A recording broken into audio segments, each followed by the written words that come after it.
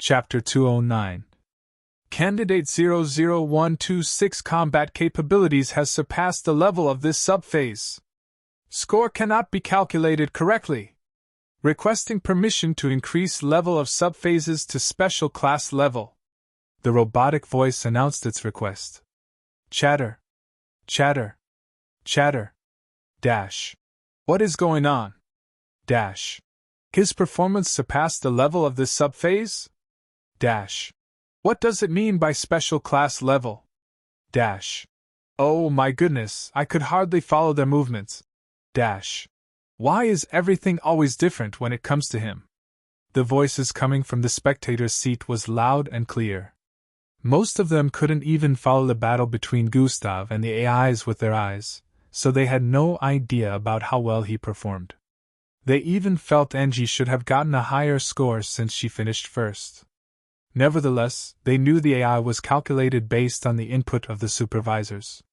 They believed that the supervisors wouldn't input the wrong data. Everyone watching in the city was just as surprised and confused. They wondered what the AI meant with its words and waited for the supervisors to clear the air. Candidate 00126, it would seem your combat ability is on a higher level than the setting of the subphase. Do you wish for the difficulty level of the subphases to increase to that of a special class? Gradier Xanatus voiced out from his position. The screens were now split in three. The first part showed Angie, who was currently going through the second phase, while the second and third displayed Gustav and Gradier Xanatus. Gustav stood in place and stared at the supervisor's area with a contemplative look. What would happen if I agreed to the increase in difficulty level? Gustav asked. He spoke with a normal pitch, but his voice was broadcasted across the vicinity and the entire city. First things first, although the subphases will not be changed, the difficulty level will increase, which means a performance that would get you a 9 when participating in the normal subphase would only be able to get you around a 5 or lesser when participating in the special class level subphases. Gradier Xanatus revealed. Gasp! The participants, as well as those watching, bantered amongst themselves about what the purpose of the special class level subphase was for. Second, increasing the difficulty level to that of the special class level allows you to get enlisted into the special class squad if you successfully complete it with good scores. Gradier Xanatus added. Within the Oslov household, the parents of Gustav watched with looks of disbelief. Isn't that the same squad our precious son was enlisted for? The father voiced out. How could they be thinking of giving him the opportunity to become a part of it? The mother voiced out in disbelief. Are you stupid, woman? Didn't you see his performance just now? The father voiced with a look of annoyance while pointing at the screen. Not even your precious son can do that. He turned back to stare at the screen where Gustav was being displayed. He is no longer the Gustav we used to know. He mentioned this special class earlier. I'm sure it has something to do with grouping the elite participants together, Gustav said internally as he kept listening. You might wonder what being a member of the special class is all about, so I will tell you one or two things. A special class recruit has certain privileges that normal recruits don't get upon entering the MBO. There are some youngsters who have been chosen to be special class candidates right now. They are a group of elite candidates. Gradier Xanatus explained. Dash. Oh my goodness, there was such a squad. Dash. Looks like he's hit it big. Dash. His brother is also one from what I have heard. Dash. What? He has a brother? The participants argued among themselves as Gustav contemplated. That kid must be a special class candidate, I'm sure. The image of a curly-haired kid appeared in his mind as he thought of this.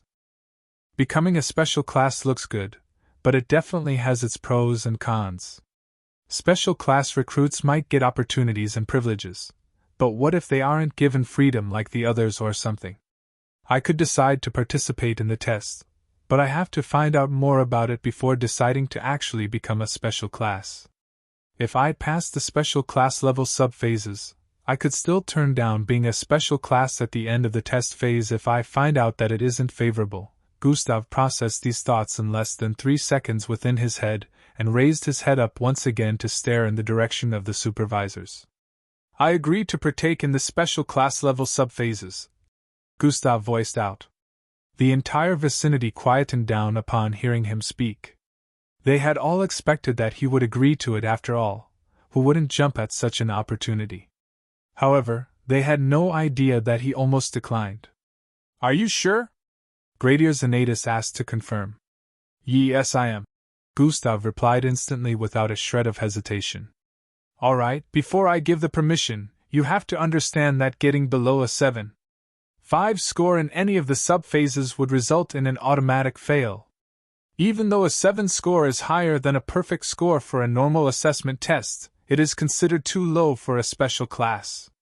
Hence you're not special class material if you don't get at least a 7.5 in all subphases. Gradier Xanatus stated. So this is the case. Gustav smirked. 7.5, eh? If I may ask, what is the highest assessment score a special class candidate has gotten? Gustav said with an inquisitive look. Although Gradier Xanatus wondered why he would ask such a question, he didn't see anything wrong with answering. The highest so far is an 8. 8 in attack power. Gradier Xanatus responded. Now, if you don't have any more questions, I will now grant the permission, he added. Gustav nodded and stared at the front. Since I decide to play it this way, I will have to go beyond. Besides, doing things this way will have more benefits when I make up my mind on deciding whether or not to become part of the special squad. Chapter 210. Gustav nodded and stared at the front. Since I decide to play it this way, I will have to go beyond. Besides, doing things this way will have more benefits when I make up my mind on deciding whether or not to become part of the special squad. Gustav concluded in his mind as Gradier Xanatus gave the go-ahead to the AI to increase the difficulty level of the subphases for Gustav. At this point in time, NG was already undergoing the third subphase. Candidate 00126 side of the static floor will now undergo a change in difficulty, the robotic voice announced. The black floor started restructuring. Gustav was moved back to the beginning of the large floor. After a few seconds it was done. It generally still looked the same as before. Still, there were changes like obstacles on the floor along with sharp pointy spears shooting out of the wall occasionally. There were places on the floor that had bumps and different kinds of things. The AIs began to appear once again, along with cannons. This time they were level 6 AIs instead of level 5. These AIs looked sturdier and menacing. There were 7 of them, just like they were in the previous sub-phases. By contrast, the cannons had increased both in size and in numbers. Each cannon placed on the walls and different parts of the floors were as large as 6 feet and a bit more robust than the previous ones. Gasp! Gasping sounds could be heard coming from the spectator seats after witnessing the change. The difference in difficulty was very visible. Some of them already knew that they would struggle with finishing the sub-phase, talkless of actually getting scores if they were to undergo this. Candidate 00126 can now restart the combat phase. Immediately after the robotic voice gave the go-ahead, the AIs and cannons came alive and started shooting at Gustav before he took a step forward. Twee! Thwy! Even before Gustav was able to activate dash and evade the beams that had arrived in his front. Each laser-like beam traveled at a speed of over 1,000 feet per second, so it was like they suddenly appeared in front of him. Fortunately, Gustav still had perception and had already moved out of the way before the first one was shot. Dash has been activated. He activated dash the moment he swerved to the right to dodge the first. The other 3 were also headed for him. However, since they were a little bit behind the first, Gustav could dodge at his current speed. Swerve! Swerve! Swerve! Gustav dodged the green, blue and red glowing beams shot towards him. Dash didn't really make his speed faster than the projectiles, but he could predict them before they were shot out. He was already moving out of the way before the projectiles reached him. Still, it looked like he was faster. Swoosh! Gustav dashed forward. Immediately he crossed 70 feet. Gustav jumped upwards and threw out his right foot. Instantly, the floor below him suddenly pushed upwards. However, he had already jumped high enough to get out of its range. Bam! Gustav's foot accurately smashed into the head of the first AI, sending it flying from the top of its neck with wires and circuits ripping out along with it. Gustav grabbed the body and suddenly turned to his left to place it in front of himself. Thwai! Thwai! Two beams slammed into the decapitated mechanical body of the AI, protecting Gustav in the process.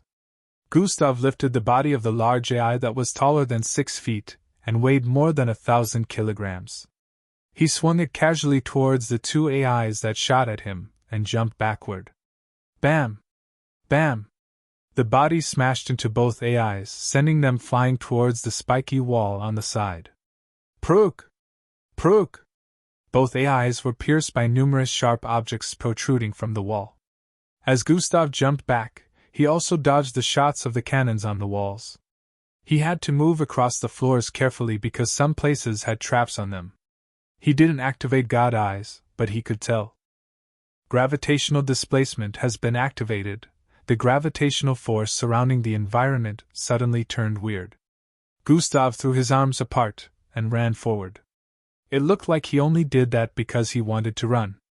However, the truth was that he was directing the gravitational displacement towards the walls. For a few seconds, the cannons on the walls turned their nozzles down due to the heaviness and ended up missing shots. Gustav made use of this opportunity to dash towards the rest of the AIs and smash them to pieces. Bam! Bam! Bam! Bam! He consecutively threw out his fists towards the last two, leaving holes in their bodies. Pieces of the AI's parts flew across the place. Both heads smashed into two cannons on the left, dismantling them in the process. Gravitational displacement has been deactivated. Gravitational displacement could only be maintained for a few seconds, so it had already served its purpose when Gustav destroyed the last two AIs. The cannons regained their functionality and started shooting at him once again. Swoosh! Swoosh! Swoof! Gustav dashed across the place, dodging the beams in the process. He counted the number of cannons on each wall and noticed 7 were on the left, while only 3 were left on the right. Gustav dashed towards the right and leaped 100 feet upwards. Thump! He landed directly on the first cannon. He sat on it like it was a chair. Truin! Truin! Truin! All the cannons turned towards this particular one and started firing at it. Thun! Thun! Thun! Boom! Gustav jumped sideways as the cannon was blasted to pieces and landed on the next. The same scenario played out as Gustav jumped from one cannon to the other, causing their destruction. In a few seconds, the 8 cannons had been smashed to pieces, and he landed on the floor and dashed towards the ones on the left. Tum! He leaped upwards while raising his right kneecap. Bam! His kneecap smashed the cannon's middle as he reached out with both hands to smash the ones on the right and left. Bang! Bang! His fists broke them to pieces before his body started descending from the air. Candidate 00126 has completed the combat phase. Chapter 211. Candidate 00126 has completed the combat phase. Calculating combat assessment score. The robotic voice announced and proceeded to start calculating Gustav's score. Chatter. Chatter. Chatter. Dash. That was. What's with that performance? Dash. Why did it seem like he was faster than before? Dash. Oh my, I couldn't. It only took him about 2 minutes to complete this subphase. The participants' voices could be heard, especially those in white that passed the special class tests but weren't chosen to be part of the special class. They had no idea that Gustav would be able to complete this subphase so quickly. They knew he was strong, but they had expected him to have a hard time dealing with them. On the screen, Gustav's performance was being replayed in slow motion as the AI calculated his score. The crowd was once again astounded seeing his outstanding performance. There was no excess movement in the way he moved and dealt destructive blows to the AIs and cannons. They started to wonder how he became so good at fighting and who trained him. On Angie's part of the floor, she was already done with the third subphase, which was based on aptitude/intelligence. Angie had gotten a 7 in that, and now she was off to perform the strength subphase. In the middle of the next space, a large cylindrical-shaped black structure extended from the roof of the stadium-like arena. It was very long and wide enough for 6 people placed together. There was space underneath it, which was where Angie was required to stand. The bottom of the large cylindrical-like massive structure was smooth. The AI instructed Angie to stand underneath it, and raise her hands and place her palms underneath it. Angie did as instructed, and she was told to prepare herself to lift its weight. The weight of the traffic gondola will be released bit by bit, and your body status will be observed in the process. Once it has been discovered that your body has reached its limit when the mass of the gondola gets to a particular amount, the sub-phase will end. The robotic voice explained. Total amount of weight, 12,000 pounds. Releasing 2,000 pounds. Immediately after Angie heard that, she felt the massive structure above her press down heavily upon her hands. HNMF! Angie moaned slightly as her face turned determined. She held on to the bottom of the structure and pushed it up slightly. CRRRKHHKK. The cylindrical structure moved up slightly, which proved that Angie had enough strength to lift something that weighed 2,000 pounds. Releasing 3,000 pounds, the robotic voice announced. Angie felt the weight increase again, pushing her body downwards slightly. Her legs bent a bit due to the increase in weight. Still, Angie slowly started pushing upwards again. On Gustav's part of the screen, his score was finally displayed. Candidate 00126 combat score has been calculated completely. Gustav stared at his score and nodded slightly. Just what I was aiming for. I will need to keep performing in a calculative manner to keep the scores in an even format, Gustav said internally while staring at the number displayed on the wall in front. Dash. What in the world? Dash. E.g. OTA. 99. Dash. Oh my goodness, wasn't the highest so far an 8? 8, and that was even in attack power, not combat capability. Dash. He's amazing. The crowd was wowed by Gustav's combat score, which happened to be a 9. 9. The special class candidates had been training here since they were brought to the tower a week ago. So, they had already undergone these phases as part of their training. The youngsters in white uniforms realized that Gustav had just practically performed the impossible. Hey, did you see him using his bloodline ability? Glade asked with an inquisitive look. Nope, he fought without it again, Timmy answered while staring at the floor with a look of suspicion. What would have been his score if he had made use of it? Glade's voice happened to be heard by others surrounding them, and this became the next topic of discussion. What is his bloodline ability? Gustav, on the other hand, was moving on to the next subphase, which was attack power. The floor restructured itself in front again, and a large board protruded out of the ground. It's been a while since I tried to test it. Last time it was 6,000. Let's see how much I've grown since then, Gustav said internally with a smirk hanging on his face. This was a bit similar to the board Gustav used to test his attack power back then in Echelon Academy. 5 months back, Gustav's attack power was around 6,000 pounds. He hadn't tried it out since then. I have to reveal a little bit here. I guess it's that time, eh? Gustav breathed in as he arrived in front of the board. Angie and Gustav were going through different subphases. In each subphase, both of them were outstanding in their own right. Nevertheless, at the moment, everyone was more interested in Gustav's current subphase. Gustav stood about 20 feet away from the board. He closed his eyes for a few seconds and felt the world around him. He could sense the entire crowd focusing on him at the moment, giving him a kind of weird feeling. It's time. Immediately after he said this internally, he suddenly opened his eyes, which were glowing red. Combination has been activated. Bloodwolf transformation plus bull transformation, -1000 EP. His body suddenly started transforming. His body grew broader and taller, almost in an instant bringing him to a height of 7 feet. His arms bulged intensely, becoming muscular as red hair grew out of his right palm, which turned into a paw a moment later with 4 claws that were 7 inches long each. His left palm was still brown. It had no claws, but it was larger than normal, with prominent reddish veins protruding from his skin. Claws appeared on his feet, and long horns similar to the looks of tusks grew out of both his thighs. Chapter 212. Claws appeared on his feet, and long horns similar to the looks of tusks grew out of both his thighs. His face was the only part of his body that didn't transform. However, even with his charming looks, nobody could look at him at this moment without being scared. He had combined both beast transformation bloodlines to become this. Gasp! Dash! He has a transformation bloodline! Dash! This is the first time he is revealing his bloodline since the start of the entrance test. Dash! What creature did he transform to? I have never seen such a creature before, yet it looks and feels dangerous. Their surprised voices all around could be heard. The past students and teachers of Echelon Academy couldn't believe their eyes when they saw Gustav's current form. He was never able to do that before.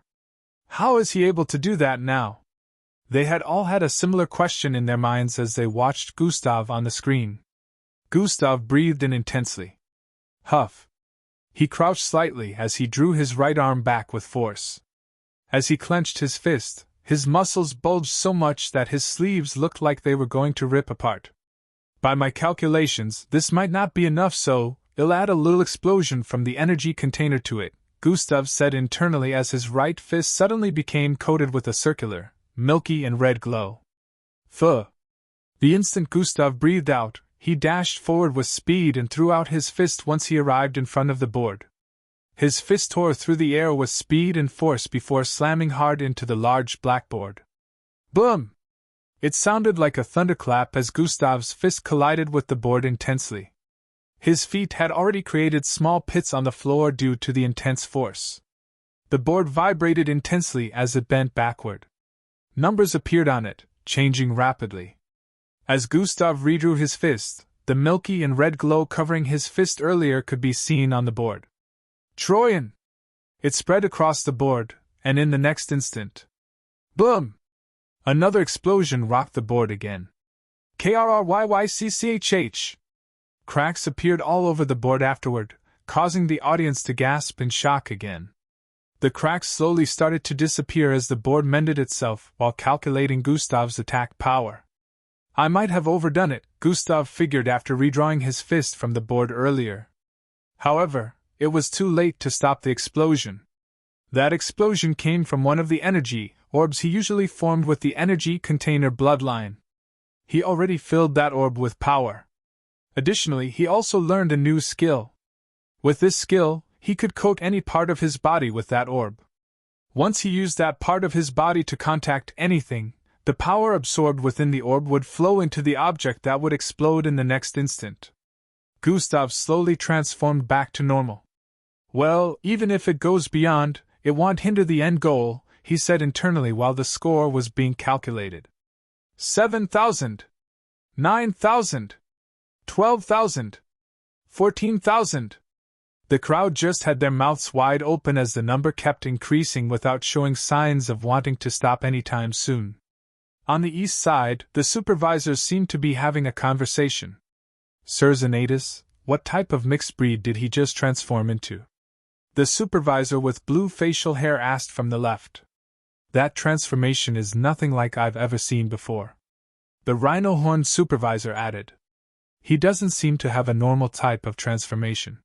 He has been fighting all this time without making use of it. We can't jump to any conclusions. We have to observe him more. Bradier Xanatus stated.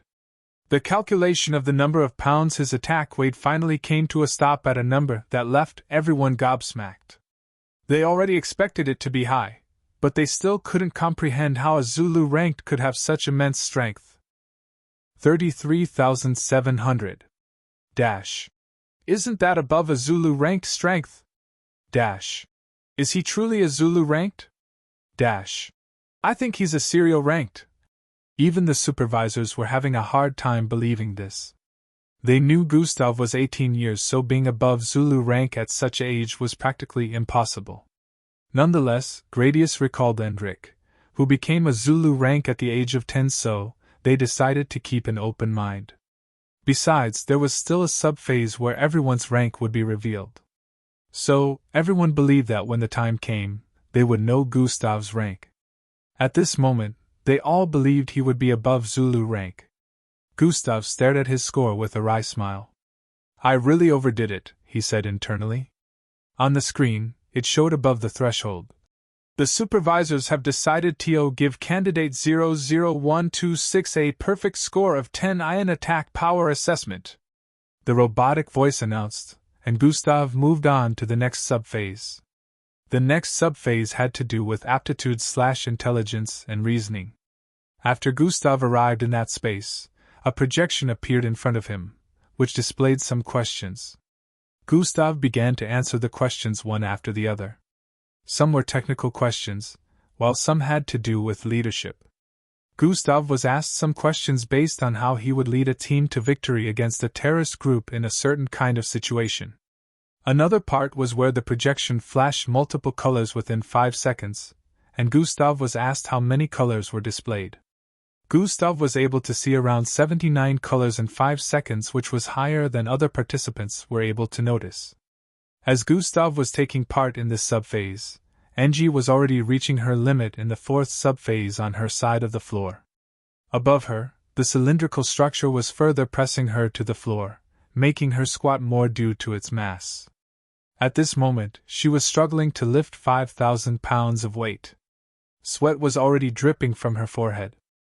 If her knees kept descending due to the weight, the subphase would come to an end since the AI would believe that she had reached her limit. However, Angie didn't want it to end here. She had only been able to lift 4,000 pounds successfully. If it ended here, she would be seen among the weakest, and she didn't want that. She wanted to surpass her limiter, and now. GRRRHH! Angie groaned as her body started vibrating with intensity. VVRRHHHHRHH. At first, it looked like she was trembling, but when some of the spectators stared properly, they noticed that this wasn't the case. Chapter 213. She wanted to surpass her limit here and now. GRRRHH. Angie groaned as her body started vibrating with intensity. VVRRHHHHRHH. At first, it looked like she was trembling, but when some spectators stared properly, they noticed that this wasn't the case. Angie was vibrating at superspeed, making her body look like it was a computer glitch. As she kept vibrating, the large cylindrical structure above her was slowly being bounced upwards. Her body started straightening as she pushed her knees up. Arfrg! Angie screamed as she kept it up for a few more seconds. Vrumum! She finally managed to lift the entire structure up again, straightening her body completely. Huff! Huff! Huff! Huff! She started breathing in and out while her hands were still holding up the structure. A smile appeared on her face as she felt her body get lighter. Finally, I got to the second step, Angie muttered. Just a while ago, when Angie was vibrating intensely with the determination to go past her limit along with the pressure of the large cylindrical structure pressing down on her, she broke through to the second step Zulu rank. Since the beginning, Angie had been channeling her bloodline, making use of the pressure to push herself further. Now she had successfully channeled it past the first step. Angie felt like her body was floating, and energy started circulating inside her. Her bloodline increased in saturation, pumping more strength into her body. Releasing 6,000 pounds! The robotic voice announced, and Angie felt the weight of the structure above her increase. Unlike the last time where her body had been vibrating, this time, she pushed the structure upwards slowly with a smile on her face. I can do this, she stared internally as she pushed it upwards completely. Glistening sweat was still dripping from her body. However, this time it made her look ravishing, giving her a certain kind of charm, most especially because of the look of determination displayed on her face. Releasing 6,200 pounds! On the other side, Gustav was done with the aptitude/intelligence subphase. He had gotten a 9, which was higher than anyone's score. The next subphase was the same subphase Angie was undergoing right now. The strength subphase. Gustav walked towards the cylindrical structure that was extending from the ceiling above. By the time he got under it, Angie had already reached her limit, and the test ended for her. She managed to lift 6,700 pounds worth of matter, which was her limit. Normally, she would be getting a lot of recognition from this feat since mixed bloods with speed-related abilities were always physically weak. She managed to lift up to 7,000 when the highest was 10,000, which was quite unique. However, Gustav had completely stolen the spotlight.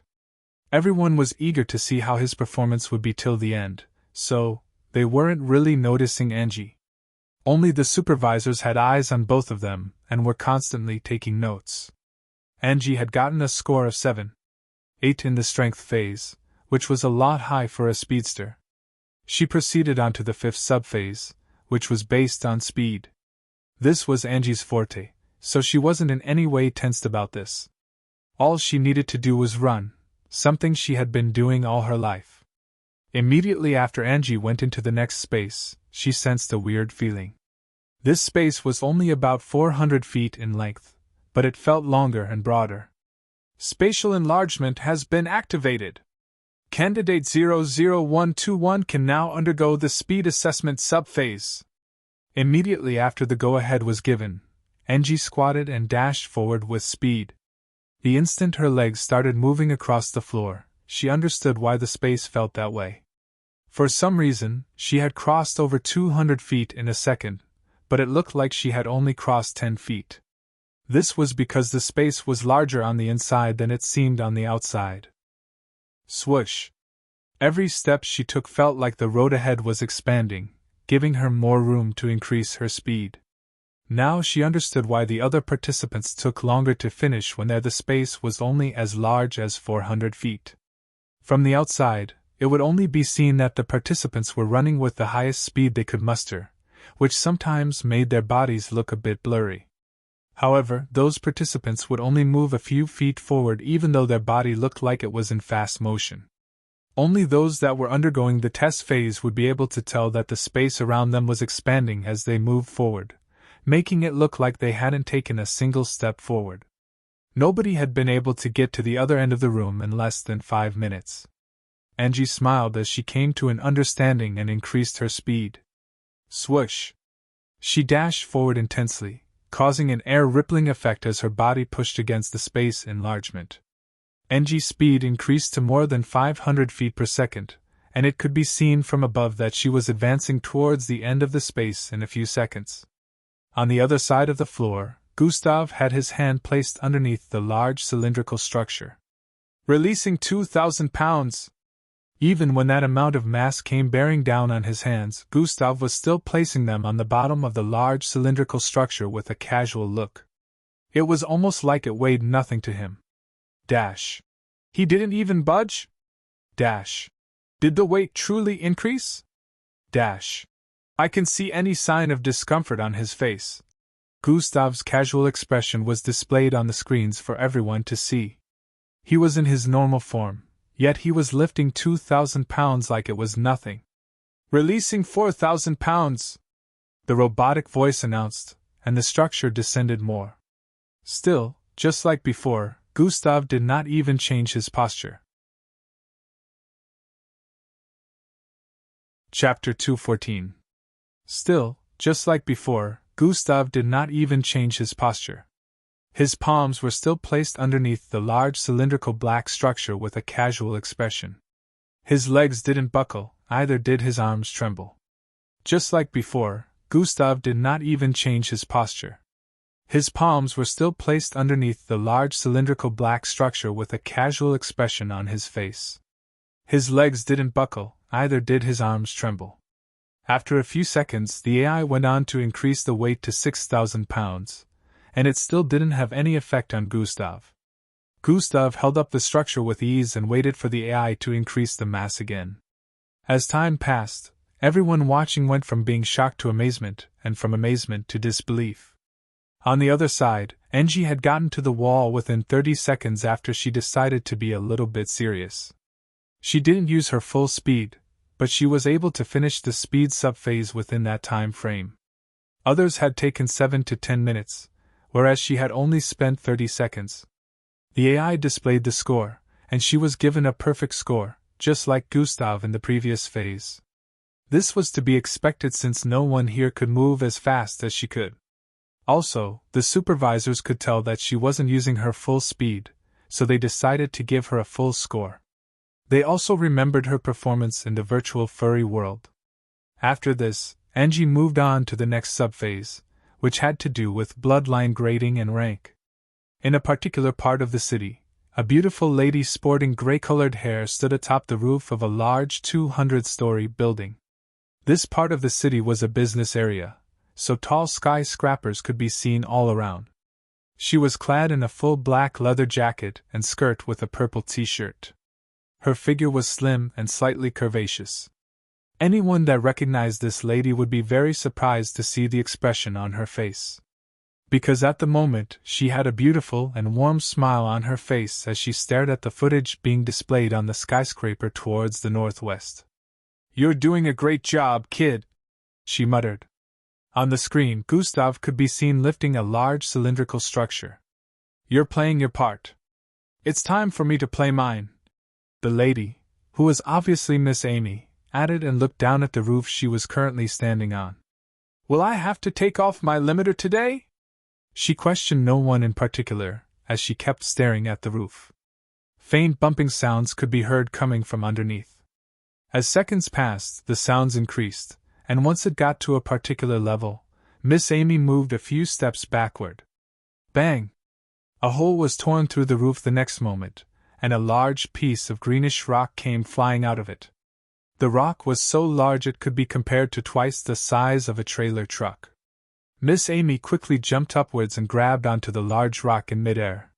She placed it on her left shoulder while still in midair as her body and the rock traveled on the roof area from building to building on the other side of the street. The distance between these buildings was well over 1,000 feet away. Bam! Miss Amy landed on that roof along with the large rock on her shoulder. "That wasn't as bad as I expected," she muttered while turning around to stare at the building she just leaped across from. "Just as before, I can truly sense it better. It feels like him. Why does it have a hint of his presence?" Miss Amy questioned with a confused look while staring in the direction of the skyscraper that was currently showcasing the entrance test. Just as Miss Amy wanted to turn around and keep going, she noticed something. I knew it wasn't going to be as simple," she muttered while turning around and leaping towards another tall building thousands of feet away while carrying the huge rock. In a study-like room, a man with smooth dark brown hair sat in a cross-legged format. He was clad in an azure-colored business suit. He stared at the person in front of him with a cold expression. A man in a full black bodysuit knelt in front of him and was currently speaking. "So, she has taken the bait?" he asked the man kneeling. "Yes, Sir Young," the kneeling man replied with a respectful tone. "Tell them to remain on her tail and not in any way give her a break because the slightest hesitation will result in suspicion. We cannot give her any reason to feel suspicious," he instructed. "Yes, Sir Young." The man on his knees proceeded to get up and leave after responding with that. The man seated reached out his hand and grabbed onto the teacup beside him before proceeding to lift it towards his mouth. He took a sip and placed it down. "What better place is there to keep it than in your hands?" He smirked devilishly after muttering those words. This man was none other than young Joe, the big brother of Hung Joe. "If you do find a way of cracking it open, you'll just be doing me another favor. All I'll need to do is get it back," he added. After taking 2 more sips from the teacup, he stood up. "Anyways, I need to prepare for my attendance at the final phase. Looks like I'm going to meet that brat in person soon." He smirked again as he walked out of the room.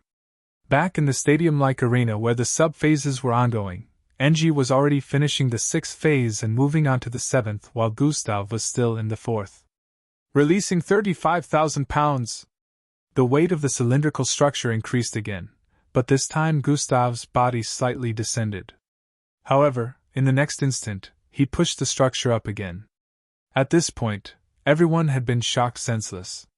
Releasing 38,000 pounds. This was when Gustav finally decided to take the partial form of the mutated bull transformation bloodline. The weight became lighter the instant his arms transformed into that of the mutated bull. He pushed up the structure again, releasing 40,000 pounds. This should be enough. Gustav decided that he would stop and let his strength score be calculated after he pushed the structure upwards. Immediately he did that, he was ready to stop lifting. However, the AI made a different announcement from what he was expecting. Candidate 00126 has been awarded a perfect score in the strength subphase. Chapter 215. Immediately after doing that, he was ready to stop lifting. However, the AI made a different announcement from what he was expecting. Candidate 00126 has been awarded a perfect score in the strength subphase. After that announcement was made, Gustav stopped feeling the weight of the large cylindrical structure bearing down upon him. He retracted his arms and stared at the score of 10 projected on the wall up ahead. Dash. Such inhumane strength. Dash. He didn't even transform after lifting up to 30,000 pounds. The crowd spoke about Gustav's insane strength as he walked towards the wall up ahead. In the household of the Oslavs, Gustav's birth parents stood in front of the screen with their mouths wide open. His mother's fingers trembled as she pointed at the screen. Is that the same person I gave birth to? Gustav moved on to the next subphase amidst the cheers and chatters coming from the spectators' seats. On the southeast side of the stadium-like arena, a youngster with silver-colored long hair sat within the crowd. His eyes were closed, but if they were open, it would look like he was staring in the direction of the screen ahead. So that is Endrik's brother. Why wasn't he the one chosen for the special class? The youngster muttered underneath his breath. His power is immense. Even if I try to steal his glow, I doubt held dim. He added. I hope we can be comrades in the future. Gustav was currently taking part in the next phase as Angie was finishing the final phase. Sprint has been activated. Gustav immediately activated Sprint as he dashed forward. Swoosh! Just like the others, he also saw the space in front of him expanding, making it look like he hadn't traveled more than a few steps forward. However, Gustav was currently moving faster than the speed Angie used earlier, so even though this subphase was more difficult than normal, he advanced faster than any other participant had. Unlike Angie, who didn't use her full speed, it was apparent that Gustav was using his. So, even though he currently moved faster than she did, whenever everyone remembered how fast Angie moved in the furry world, they would dismiss Gustav's speed as nothing. After 2 minutes of running, he finally got to the end of the room. This was also the fastest anyone had ever gone in the special class speed subphase category. Gustav was given a score of 9 and proceeded to head to the next space, which was also the 6th subphase. The last 2 subphases weren't really test-related. They didn't have to put themselves to any rigorous task. So the last 2 subphases were more of an evaluation. He channeled his bloodline while standing in the middle of the space. A bar was being placed in front where different kinds of readings were displayed. After a few seconds, the AI instructed Gustav to stop and move on to the next subphase. The last subphase was just his body undergoing an internal test. Different colors of light scanned Gustav from head to toe. This was the same thing that happened with others, but surprisingly for Gustav, it was taking longer. Gustav recalled that this was the subphase where mixed blood grade was determined. They were trying to scan his body and reveal his bloodline grade. It was easier for them to reveal his bloodline rank as step 3 in the previous subphase because when he was told to channel his bloodline, he channeled only that of genetic transformation bloodline. If he had channeled the others simultaneously, the AI would be confused since the other bloodlines within him had different ranks. Now that they were checking for his bloodline grade, they will be unable to find any of his bloodlines if he doesn't channel it like he did earlier. The system was able to protect him from any sort of infiltration. So, unless Gustav wanted to reveal his bloodline grade, even the best scientists in the world right now wouldn't be able to uncover the different bloodlines within him. To save them the trouble, Gustav channeled his original bloodline, which was the genetic transformation bloodline. It wasn't the bloodline with the highest grade within him right now, but it was his original. The results were displayed on the screens. Dash. Wow, he has a B-grade bloodline. Dash. He shouldn't be so powerful with just a B-grade bloodline. Dash. I also have a B-grade bloodline, but am nowhere as strong as that. Dash. I have a friend with a grade bloodline, and I can tell y'all that his strength isn't even half of this. The participants spoke amongst themselves. Glade, Rhea, and Timmy all had grade bloodlines, so they expected Gustav to be the same. This revelation made them feel shocked. They couldn't wrap their heads around the fact that a B grade was way more powerful than grades. The lights scanning Gustav kept scanning for more information on his bloodline, but they could only figure out a little. The sub-phases ended, and Gustav's information was displayed on the screen along with Angie's. The information they displayed about his bloodline was different from everyone's since they couldn't completely read all his bloodline abilities.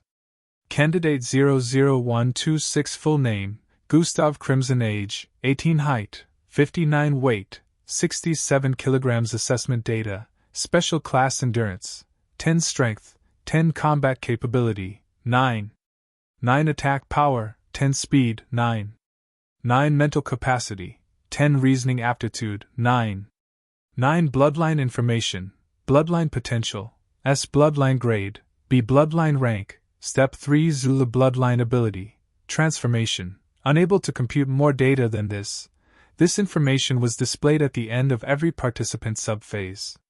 The subphases were for the computation of every participant's assessment data. Now that Gustav had completed the subphases, his assessment data had been computed so he could check it out with the badge at any time. Everyone stared at Gustav's data with shimmering eyes.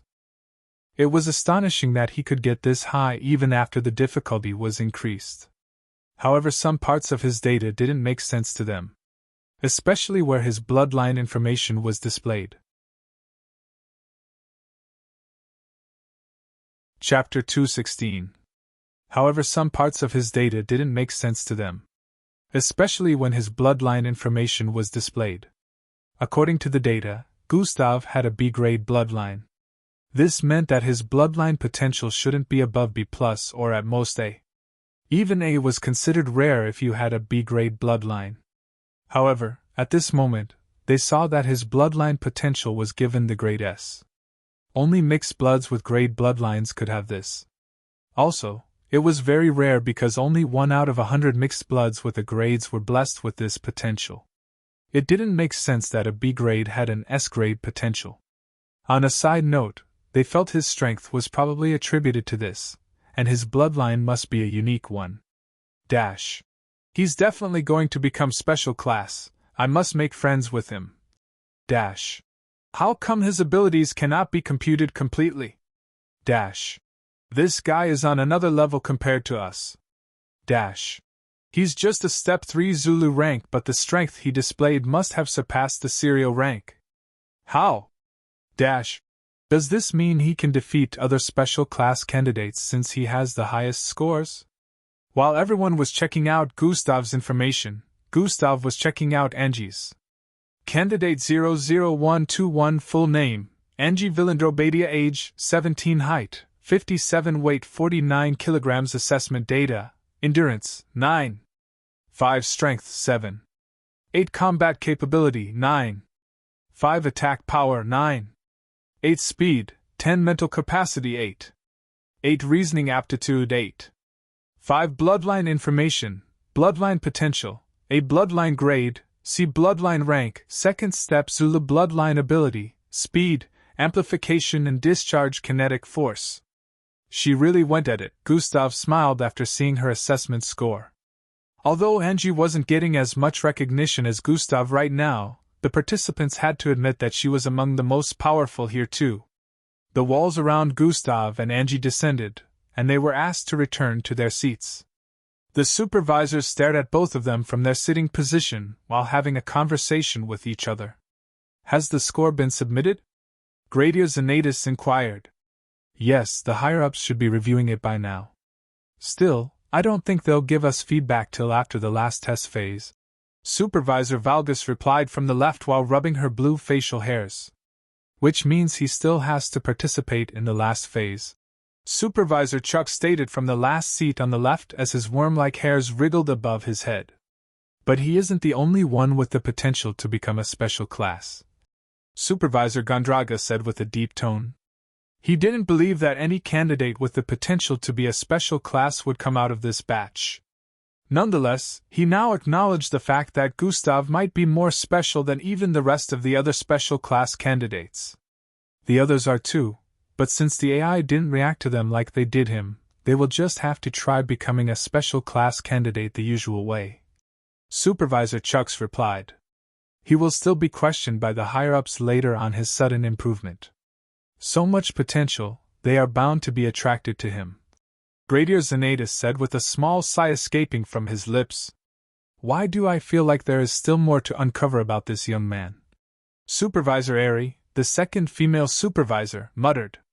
Gustav and Angie had returned to their seats after completing the subphases. They received attention from everyone around them even though other participants were currently undergoing the test subphases. Glade and the others were intimidated by Gustav's presence, but he wasn't even bothered. He ignored everyone as usual. Maltida, who was seated on his left, was feeling very excited at the moment. I was right to stick by his side. I need to gain his trust, she said internally. With his help in the future, maybe I can finally change my fate. All around the city, Gustav had suddenly gained popularity and became the topic of discussion everywhere. The people that were shocked the most were the ones that used to know Gustav from school and his parents' neighborhood. Wasn't he F grade? Why is his last name no longer Oslov but Crimson? They all had thoughts similar on this. As time passed, participants completed their subphases one after the other.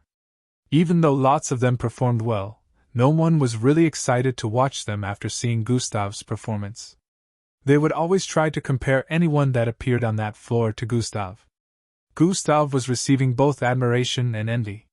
The same Gustav was currently not even paying attention to anything around him.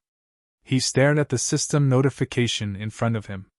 Hidden quest completed, goal completed, become a citywide known figure. As Gustav stared at these notifications, his mind went back to a few weeks ago. Bam! Bam! Bam! Bam!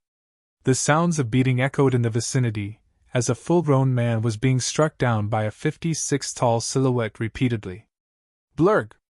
Why? Oh! You! He vomited blood as he tried crawling backward while pointing at the silhouette.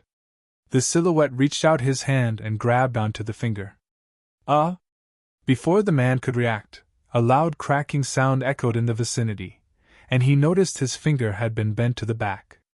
Arf! He screamed out in pain while retracting his finger, as he kept shifting his body backward on the ground. W. Hi RY. Oh you do. ING this. He asked with a teary and bloodied face. Are you seriously asking me that right now? The silhouette voiced out while moving closer to the man, who kept shifting backward.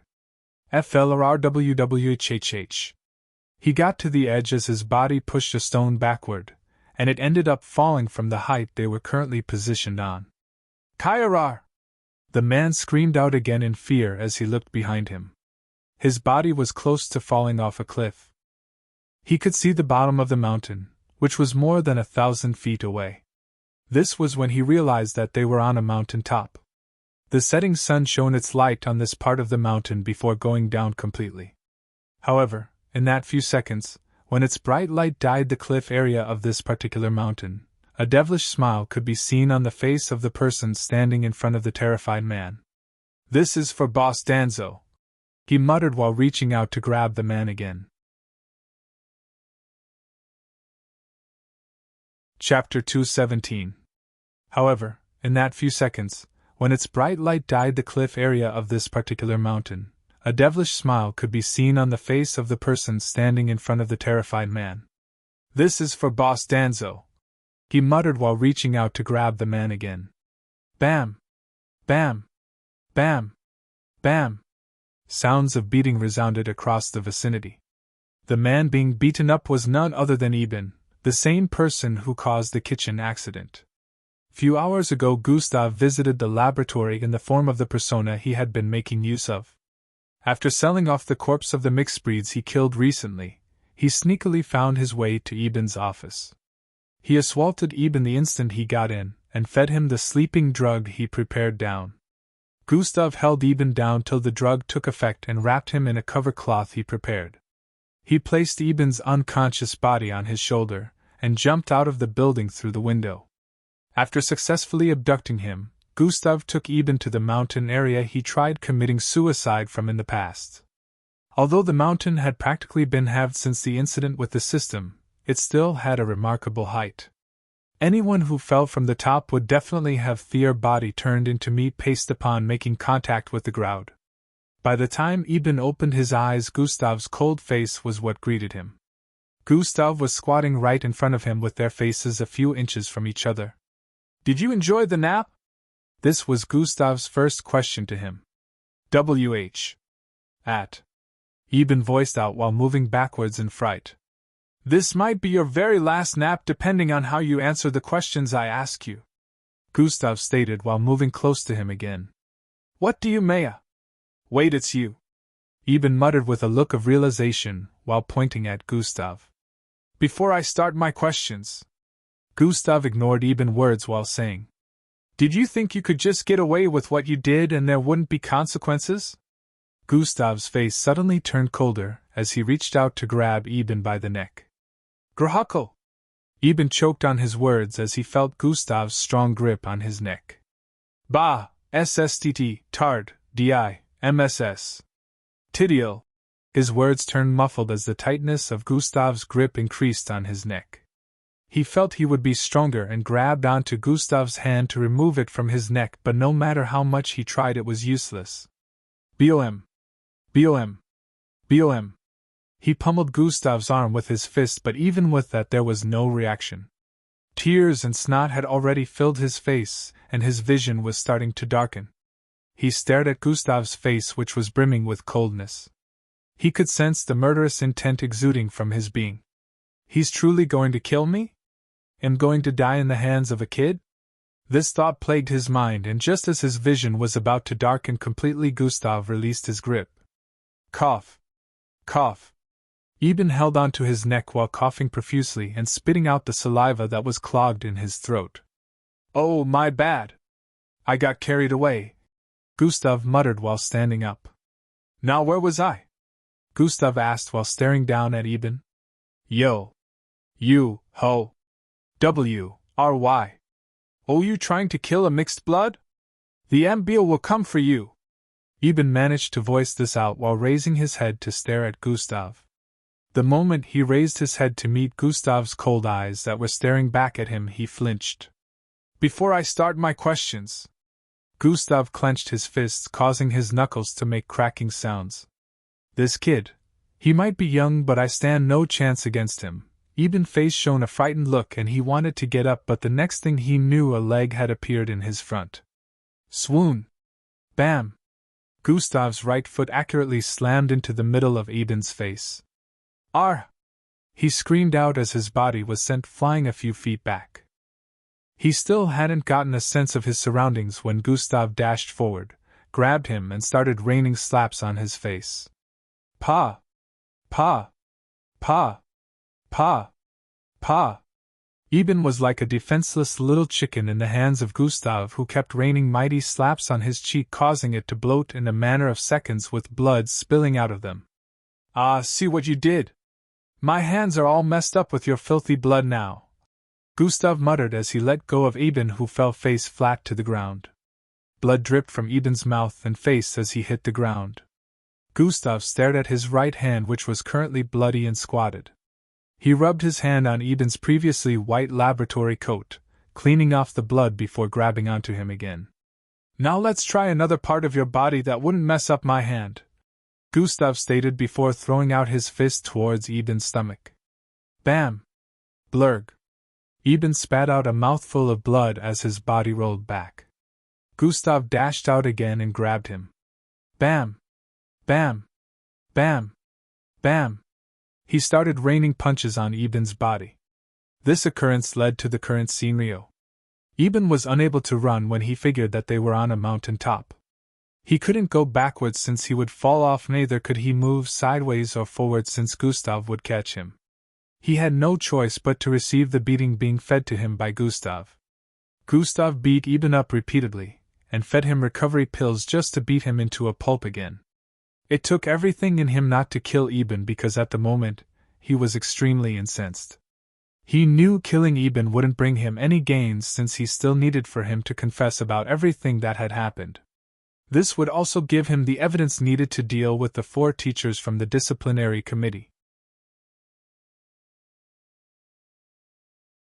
Chapter 218. However, Gustav had something way worse in mind for the 4.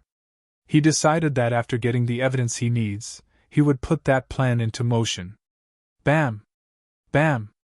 Bam! Ple, you haven't Ev, and blurg. As, Ked any question. Tyans yet.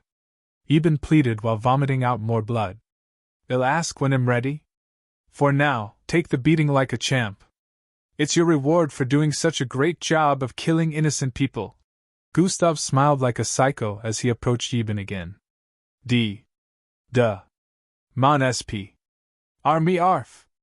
Eben screamed out again as Gustav grabbed his arm and twisted it at an unimaginable angle. Screams kept ringing out, and in a few seconds, all of Eben's limbs had been broken. After several more rounds of beating and suffering for Eben, Gustav stopped. Eben's face, at this time, looked listless. He had almost lost his mind from receiving unimaginable pain. He stared at Gustav with a look of fear and panic. Now tell me everything, Gustav voiced out while squatting in front of Eben. Eben, who was already traumatized by the pain he received earlier, started spilling everything about how he was approached by Mr. Lon. How everything was planned by them. After spilling out everything, Gustav got a system notification. Goal completed, abduct, torture and successfully break a mixed blood. Back in the stadium-like arena, Gustav decided to check his rewards from completing the hidden quest and goal after taking a trip down memory lane. I hope the goal rewards are as good as back then, Gustav said internally while checking them out. Hidden quest completed, achieve the highest assessment score, rewards, +1 all attribute stats, God Eyes level up, +50 credits, +20,000 EXP. These rewards are not bad, Gustav said internally after checking out that of the hidden quest. He decided to check out the upgrade God Eyes got first. Gustav opened the system interface and proceeded to check out his skills and abilities. Skills and abilities - Level 6 Sprint, Level 5 Regeneration, Level 4 Shape Shifting, Level 3 Joint Movement, Level 3 Toxin Immunity, Level 3 Recreation, Level 3 Bloodline Acquisition, Level 3 Slash, Level 4 Chop, Level 7 Palm Strike, Level 5 God Eyes. Level 3 God Eyes had gone from Level 2 to 3. Gustav decided to check out the improvements. God Eyes, Level 3, Abilities, 3000-foot eyesight zoom in, visualize life signs, read internal energy, see through anything 3 inches thick and below, track life signs, see-through ability has improved. Track life signs. Gustav had a contemplative expression on his face as he got to this part. The issue of life signs was something Gustav had been investigating since when he got God Eyes ability. Unfortunately, he always hit a brick wall after every research. These life signs were something every living thing that existed on the face of the planet had. Gustav always saw it on living things whenever he activated God Eyes. Regardless of that, till today, he couldn't figure out the functionality. The life sign on every human/Slarkov/mixed blood was always on the forehead. Gustav once asked Miss Amy if she knew what life signs were, but her reaction to his question was something Gustav never expected. Wherever you heard that from and whatever you know about it, forget them all and never mention those words to anyone. Miss Amy forbade him from speaking, asking or researching about it. This made Gustav feel extremely suspicious. Even when he promised Miss Amy that he would forget about it, he kept researching secretly, but it all proved to be futile. He could only see them, but now according to the rewards he could track them. Does tracking them have anything to do with actual tracking? Gustav wondered. He decided not to dwell on it for too long and activated God Eyes. God Eyes has been activated. The surroundings instantly changed color in Gustav's line of sight along with everyone within the vicinity. Gustav zoomed in on the forehead of one of the female participants in the vicinity. Even though her blue hair covered her forehead, he could still see through it. He could see the sign, caret, on her forehead. Life signs were always different for each person. Gustav had never seen the same life signs twice on two different people's foreheads. Gustav inspected the life sign on her forehead. The instant his sight focused on her forehead for 5 seconds, he received a system notification. The life sign caret has been saved, huh? Gustav didn't expect that. To track life sign, visualize the saved life sign, an explanation appeared afterwards.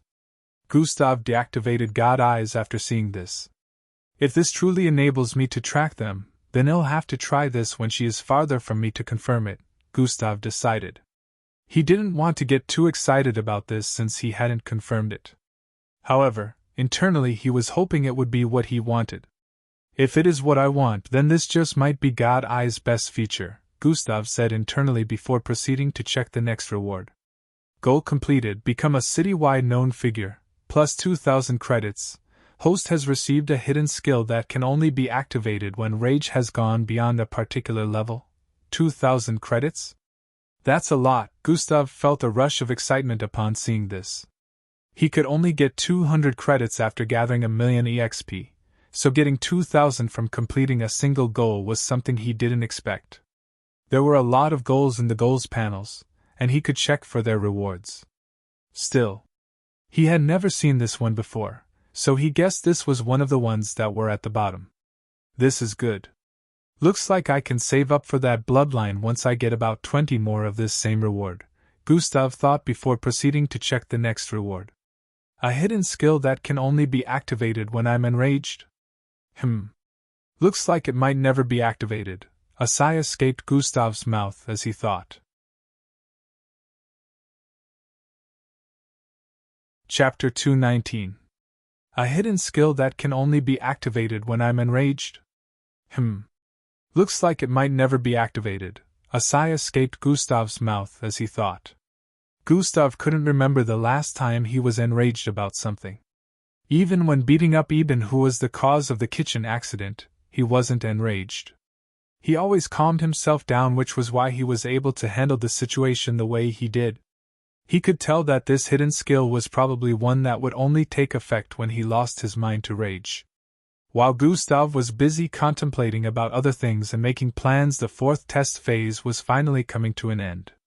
The last two participants dealt with the last sub-phases simultaneously. The AI calculated their score, and in a few seconds their assessment score was displayed.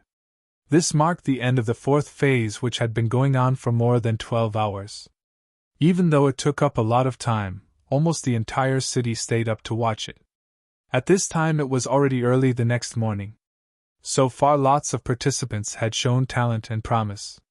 This was to be expected since the more than 10,000 candidates that participated in the test phase had already been disqualified.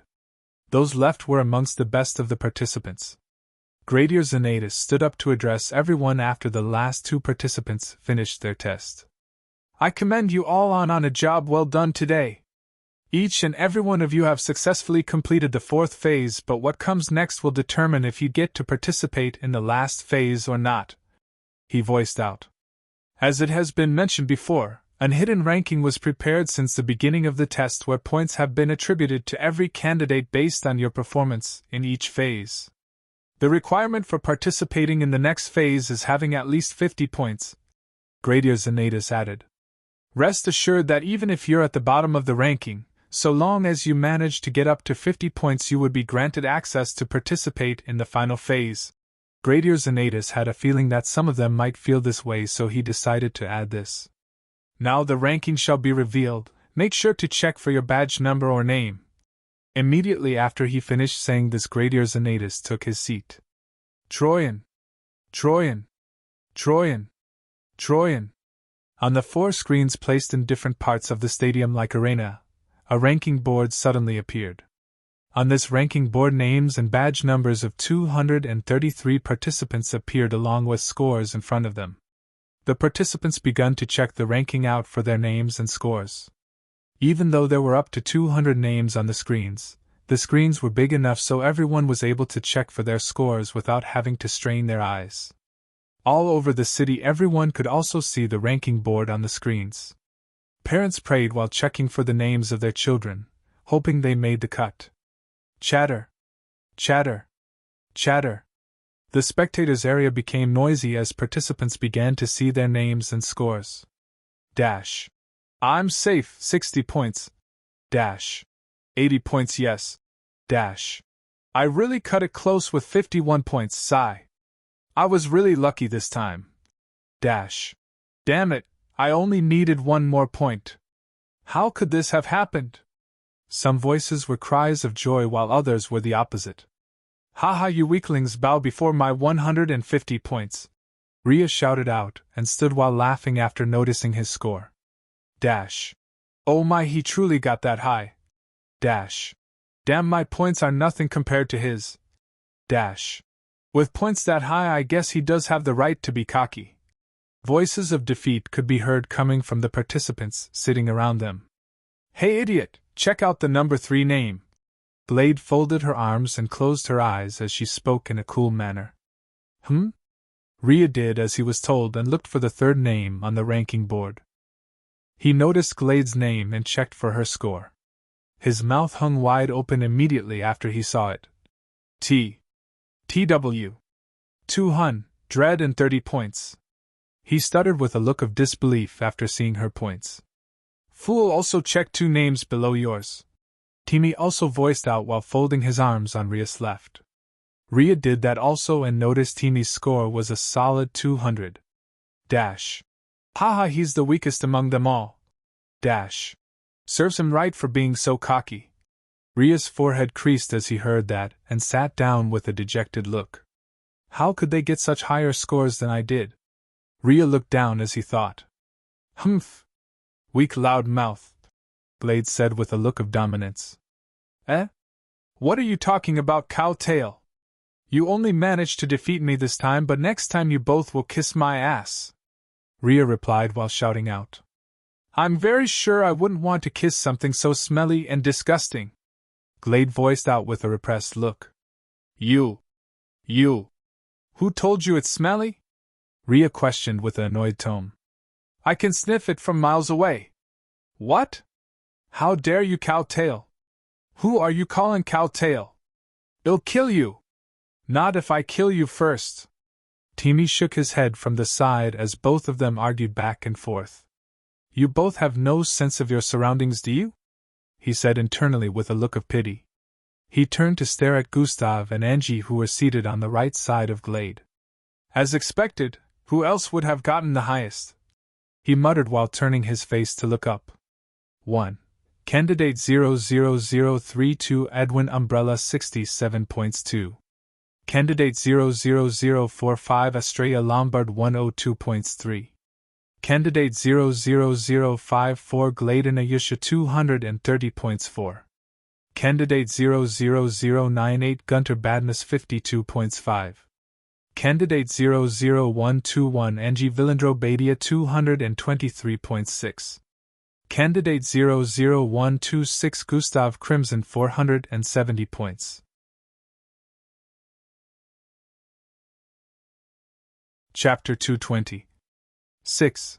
Candidate 00126 Gustav Crimson 470 points. The names were arranged based on badge numbers and scores. Gustav's score was the highest among all the participants. After the participants noticed his score, he became the subject of discussion once again.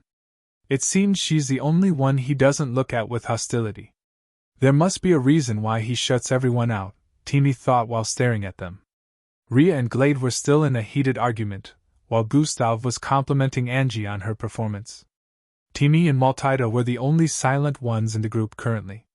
It's all thanks to you drilling me, Angie replied with a smile. No, it's all thanks to your ability. You don't have to give me credit for everything. Be proud of yourself this time. You truly did well. Gustav replied with a smile. Angie stared at his face, which seemed to glow up in a very attractive format as he smiled. A shade of red appeared on her cheeks as she turned to face the other side. Ah, but it truly is no. Angie was in the process of speaking when Gradier Xanatus stood to his feet to address everyone again. Now that the scores have been revealed, candidates below the score of 50 have 10 seconds to leave this place. Gradier Xanatus voiced out with an authoritative tone. A timer started counting down on the screens. Finally, some participants stood up with crestfallen looks before heading towards the glowing doorways behind the spectators' area. In about 10 seconds, 30 participants left through the doorways. Right now, the participants left were a little less than 200. All the participants that got below 50 points didn't bother waiting or trying to prove stubborn since they knew how the MBO operates. The MBO wouldn't tolerate nonsense, so they all obeyed and left before the 10 seconds timer was up. Now I shall give some explanations regarding the fifth phase. Gradier Xanatus begun speaking. The fifth phase, which as you might have figured is the last phase. It will be situated at a secret location where participants that also pass the fourth phase from cities all around the world will be gathered. Gradier Xanatus paused for a bit to let it sink in after saying this. Chatter. Chatter. Chatter. Joyous looks could be seen on the faces of the participants after hearing that. Dash. If we manage to pass, we'll be enlisted. Dash. That is going to be the last step required. Gradier Xanatus started speaking again after a few seconds. The participants that passed the special test 6 months back are also undergoing the last phase. Dash. What? We also have to participate? Dash. How come we didn't know about this before? Dash. How can they place us in the same category as these losers? The youngsters in white uniforms didn't like this piece of information. After passing the special test, they thought they wouldn't have to go through any other test, but it looks like their speculation was wrong. Only the special class candidates will be exempted from undergoing the final phase, Gradier Xanatus added. Everyone had already expected this, so they weren't surprised. Some of them started wondering if Gustav was also going to participate since he passed the special class difficulty. Now, the final phase is different from what you've been undergoing so far. But it is the real deal because you're going to be facing true danger, Gradier Xanatus said with a serious tone. It won't be an understatement to say that there is the danger of death if you undertake this test, he added. Chatter. Chatter. Chatter. The place became noisy once again after the participants heard that. The participants were starting to understand why the previous tests were so difficult. It would seem the MBO was trying to eliminate the weaker ones who probably wouldn't handle the final phase. Since the test was so dangerous, it would mean the weaker ones were bound to get hurt, and most likely cause a death toll. Participants who made it this far would be strong enough to get through the phase with little or no deaths. Now, mind you, only 100 participants from each city across the world will be enlisted in the end, so the points you have gathered today will be a big help for you, Gradier Xanatus explained. Not to worry, even if you have low points, you only need to do what is required in the next phase to increase your points and get enough to be among the top 100 participants in your city. These words made some of them calm their minds. Everyone was either tense or intrigued about the final phase or both. The normal participants realized that since candidates that passed the special test would be participating in the final phase, not only was the competition going to get tougher, but the numbers would be higher. This meant there would be over 200 participants, and more than half of that would be unable to make it through. This made them feel even more tense since the candidates that passed the special test were stronger than normal.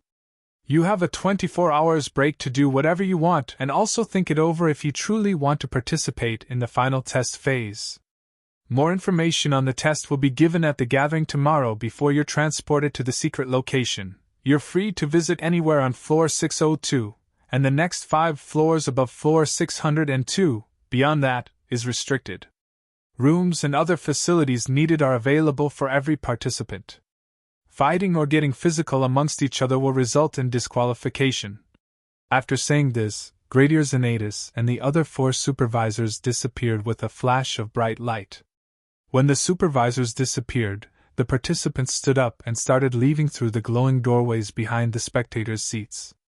They were transported back to floor 602. Immediately they arrived on floor 602, Gustav excused himself from the group and started heading towards the room area. It's time. I only need to channel it a little bit more to get to the fourth step, Gustav said internally as he moved across the corridor.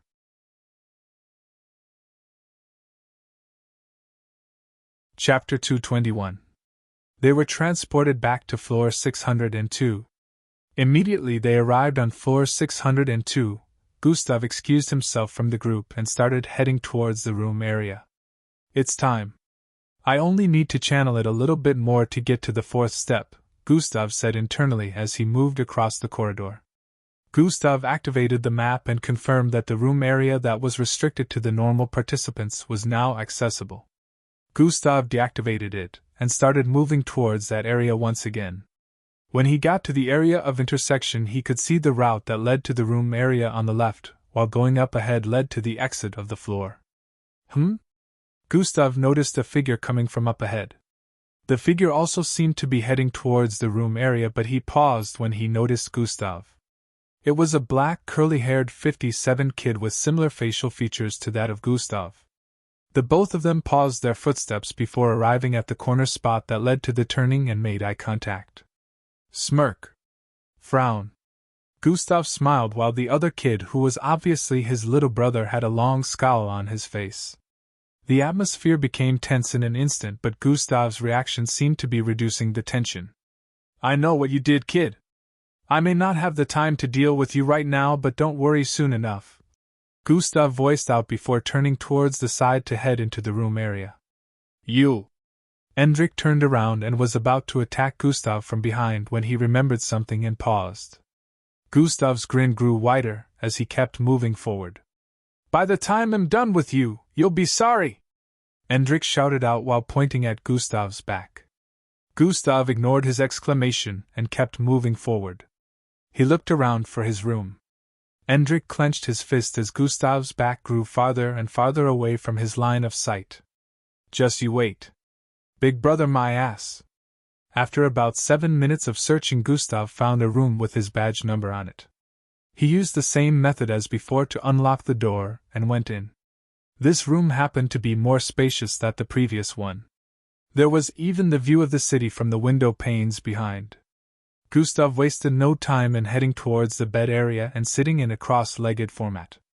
He closed his eyes and breathed in as he started channeling his bloodline. In the beginning, before he became a Zulu ranked, or even started channeling his bloodline, the system gave him a kind of boost.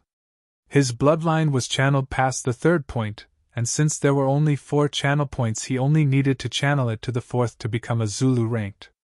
After he became a Zulu ranked, he noticed that the 4 channel points located within his body had been linked. Bloodline channeling was literally making the bloodline within the body increase in saturation, so the points became linked by his bloodline after getting to the Zulu rank, forming a circle. Within the circle was a kind of small red pool that increased in size as Gustav went from the first step to second step. Now that he was third step, the red pool had increased in size to the extent that it was nearly making contact with the circular barricade the 4 channel points formed around it. The moment its viscosity increased to the point where it made contact with the 4 channel points barricade, Gustav would have achieved 4th step. Gustav focused his senses on the red pool inside and it started bubbling. His focus at this moment was so intense that a kind of serene vibe had been formed around him. The surroundings was silent, except for the bubbling sounds coming from Gustav. 5 weeks ago, after Gustav got the confession from Eben, he gave him something he had been preparing for a while. When he was abducted back then, he asked Miss Amy to get him the brain tweak helmet used on him. Of course, she asked why he needed it, and he just claimed that it was for research purposes, and truly Gustav wanted to experiment on the helmet, but he never truly had the time to do that since he was preoccupied with so many things. When he was putting revenge plans into motion, he remembered the helmet which he kept within his second room. He was initially going to wipe Eben's brain with atomic disintegration, but remembering that he couldn't control how it went due to what happened with Hung Jo and Ben the other time, he decided making use of the brain tweak helmet would be a better option. He wiped Eden's memory of the last one day with the brain tweak device and returned him back to the laboratory after making him unconscious. Gustav didn't want to arouse any suspicions when he finally came for the true culprit behind the scenes, which was why he resulted to this. He had decided he would fully deal with Eben after taking the entire disciplinary committee down. For the next 2 days Gustav made plans. However, he didn't negate his training and hunting down mixed breeds within the border. Even though he hadn't really been focusing on killing mixed breeds within the border, he still kept feeling a kind of tingling on his skin whenever he went there. It always felt like there was an invisible eye watching him, and it got stronger each time. Even when he tried to shake the feeling off by running from location to location within the border, it was futile. Gustav had to multitask to make plans to discover why he felt that way within the border, while also dealing with the kitchen incident. After Gustav finished making plans, he had to contact a particular person to assist in a crucial part of the plan. During break in school the next day, he stood underneath a shade behind the school cafeteria conversing with a girl. "Do you understand the plan?" Gustav asked the white-haired girl in front of him.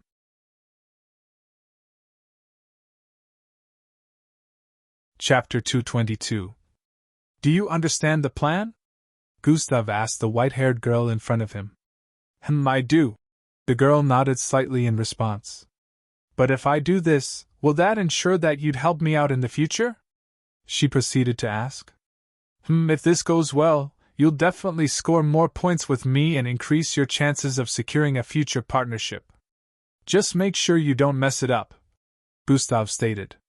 This girl he was speaking to was none other than Maltida.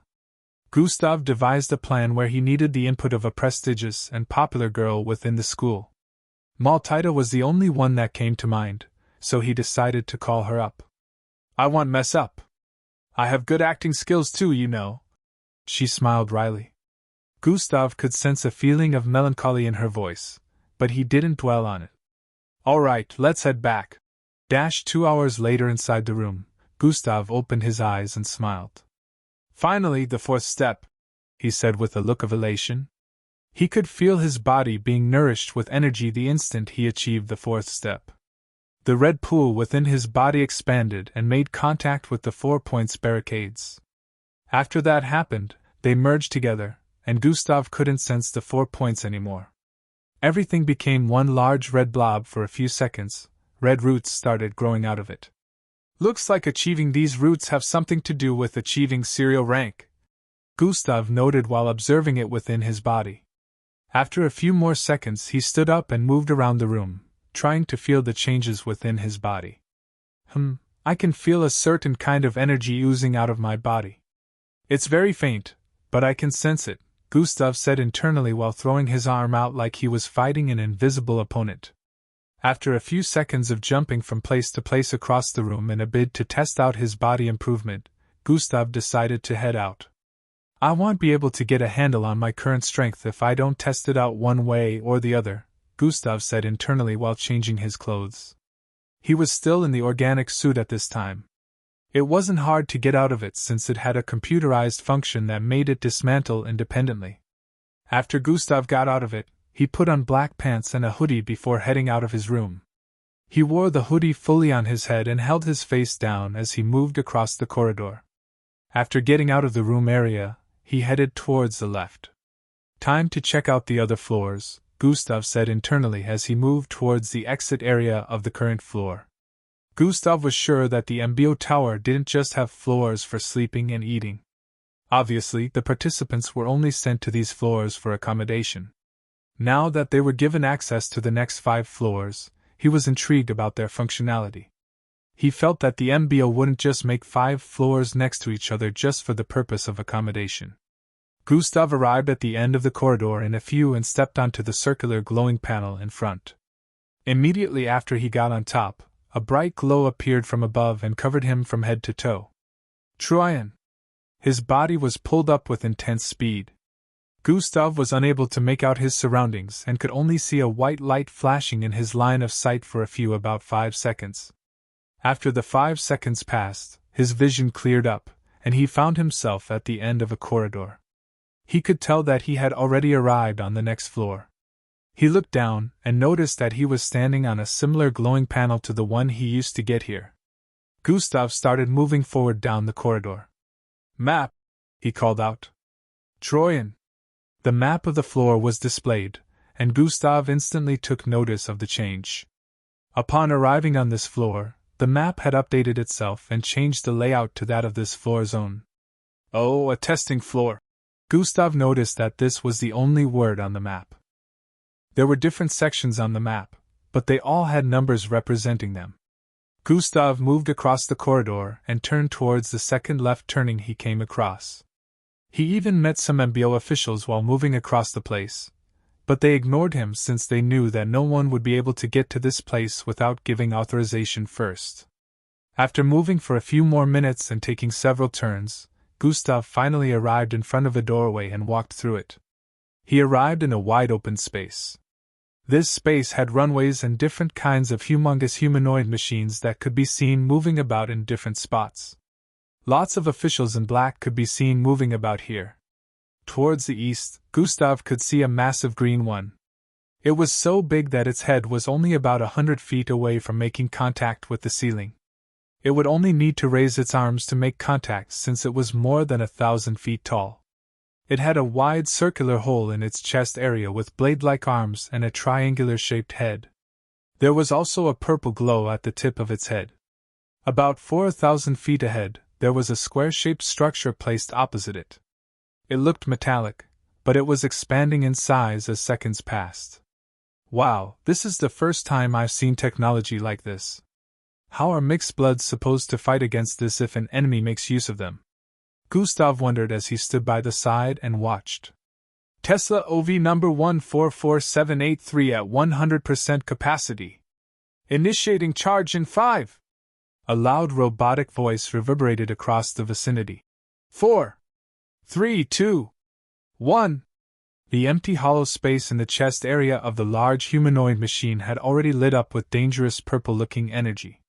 Fire! The instant this command was given, a purple beam shot out with intensity from the chest area of the humanoid machine. Swoonwin.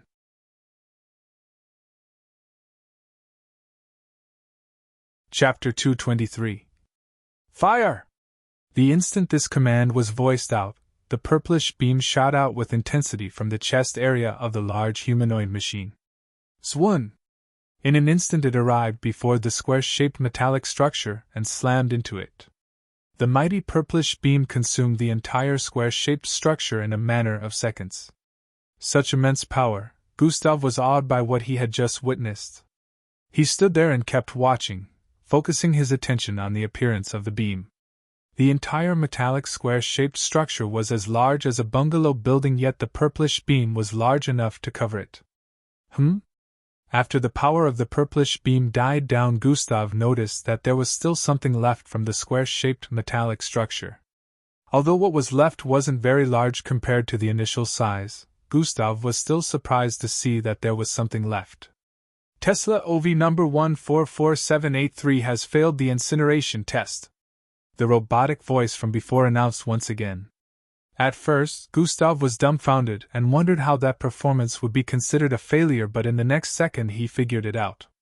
Vryanin! What was left of the metallic square-shaped device started increasing in size, and in just a few seconds it had become as large as it was before. Gustav realized that the test was probably based on the destruction of that regenerative square structure in one go. Although the structure had taken quite the damage and was nearly totally obliterated, the part of it that was still left was enough for the entire thing to regenerate. It was a failure again, huh? The fire power isn't strong enough to obliterate a level 98 cubic SP nanite in one go. Send a report to Joe Industries. Gustav could hear the voices of the officials that had been observing from his standing position. He saw a person dressed in a kind of pilot uniform come out of the large humanoid machine as some officials also went up to meet him. Gustav, who had been standing at the entrance area, finally decided to move to other areas and check them out. The moment he took a step forward, an alarm rang out. Beep! Beep! Beep! Beep! Unprotected life form detected. A robotic voice announced. The instant that announcement was made, everyone turned around to stare at the entrance area. Gustav noticed that their eyes were focused on him. Oh, and the unprotected life form, he realized. Some of the officials started heading towards him. Kid, to go further and you'll need a protective suit. The first to get to him was a fat-looking middle-aged man with black goatee. The testing floors are always very dangerous, especially for a youngster such as yourself, so please, before proceeding, put on a protective suit. Another male official with a bulky build explained after hearing that Gustav understood the reason for the alarm and stares. The officials obviously noticed him when he first arrived and also knew that he was among the participants of the entrance test. However, they had thought Gustav was only checking the place out and wouldn't go past the entrance area, which was also a safe zone, so they ignored him. Where do I get the suit? Gustav inquired. The officials pointed behind him towards his left. There was a silver-colored booth there. Gustav didn't miss this booth upon his entry into this test area, but he had totally ignored it, thinking it was some kind of storage room or something.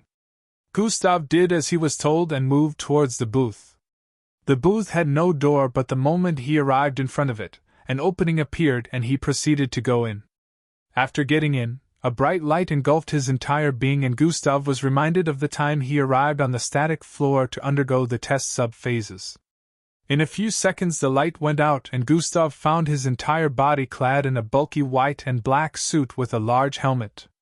His entire body had been covered from head to toe. Because of the helmet, his vision had been dyed red, however it didn't hinder his visuality, instead it kinda helped in improving it. The helmet was a computerized type that gave him a 270 degrees vision, and also red energy, so it could alarm him when a situation was dangerous. Gustav could read energy using God eyes, but he didn't have a 270 degrees vision unless he transformed into a solar worm. Also, the suit was extremely sturdy. From feeling the texture, Gustav could tell that it would be very difficult to break through its defenses. Gustav walked out of the booth and the officials in the vicinity nodded before some of them went back to their activities.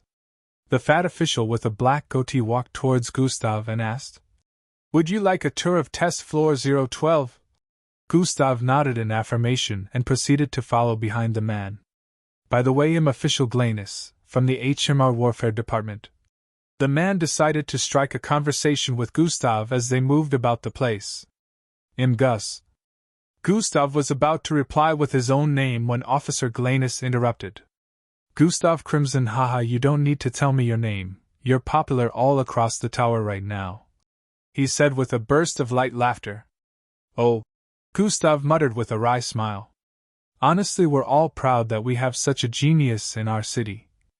Be sure to represent us well in the global final phase," Officer Glanus stated. Gustav nodded slightly, but within himself he said, "I don't really care about representing the city. I'm here for my own reasons, but I will make sure I don't soil the name of the teacher who trained me by performing badly." "Officer Glanus," Gustav called out to him as they passed through another area where a large humanoid machine was initiating combat with another towards their southwest. "Yes?" Officer Glanus responded. "You mentioned being from the HMR Warfare Department. What is that all about?" Gustav asked.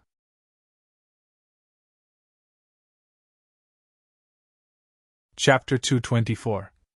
You mentioned being from the HMR Warfare Department. What is that all about? Gustav asked. "Oh yes, you see.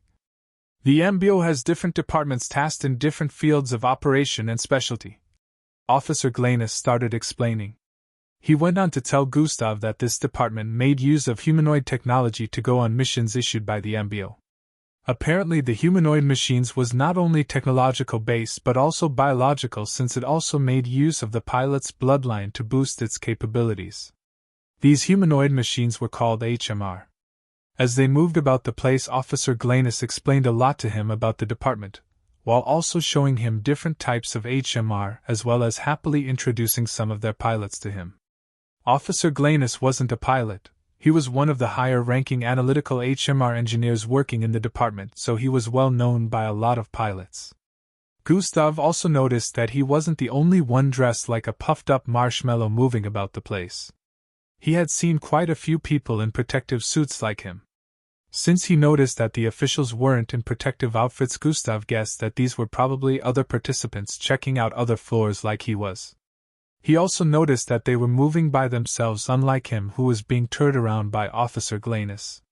He realized that Officer Glanus seemed to be giving him special treatment, which made Gustav feel quite suspicious because people don't normally do that, but when he remembered his newly acquired fame, he felt that was probably the reason.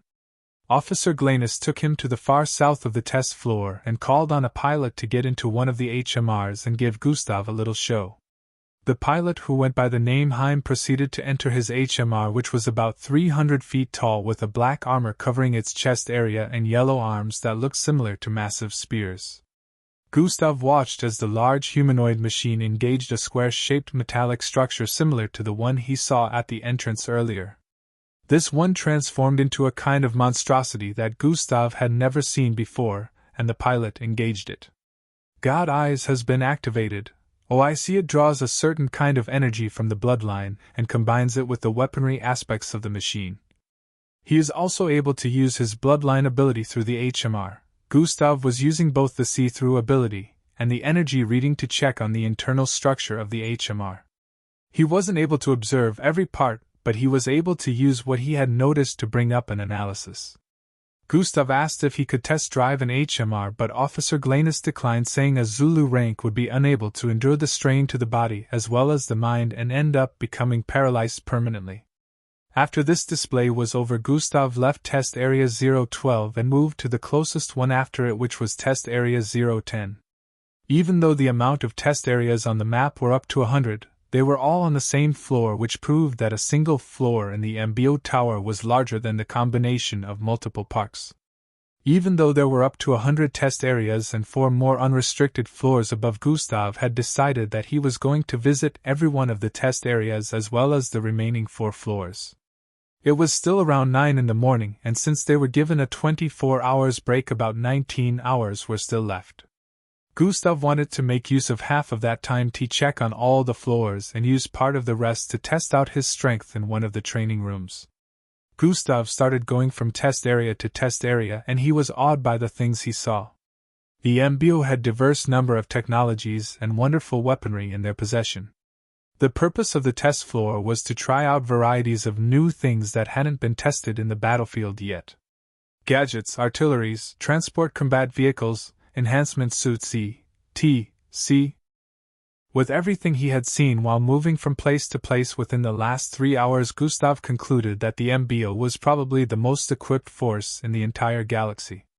He hadn't gone into outer space before, but the fact that he had read about how Earth had made pact with other lifeforms outside of the galaxy on mutual ground without being exploited or invaded proved that the MBO was plenty capable, since they are in charge of keeping the Earth safe from extraterrestrial life forms.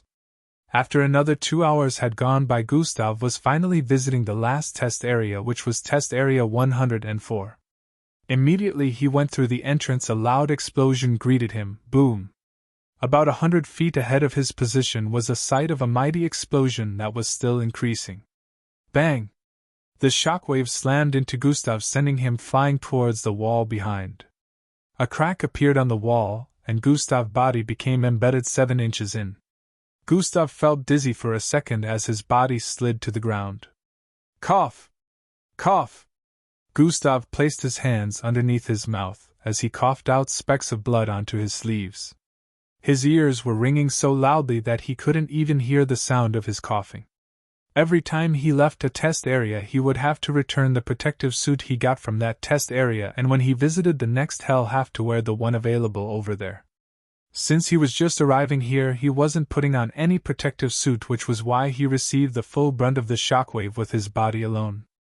Anti-shockwave matter 02 has been overwhelmed. Anti-shockwave matter 03 has been activated. Shockwave is now being suppressed. Explosion barrier 02 has been overwhelmed. Explosion barrier 03 has been activated. Explosion is now being contained. The voices of different AI reverberated across the place as sirens rang out.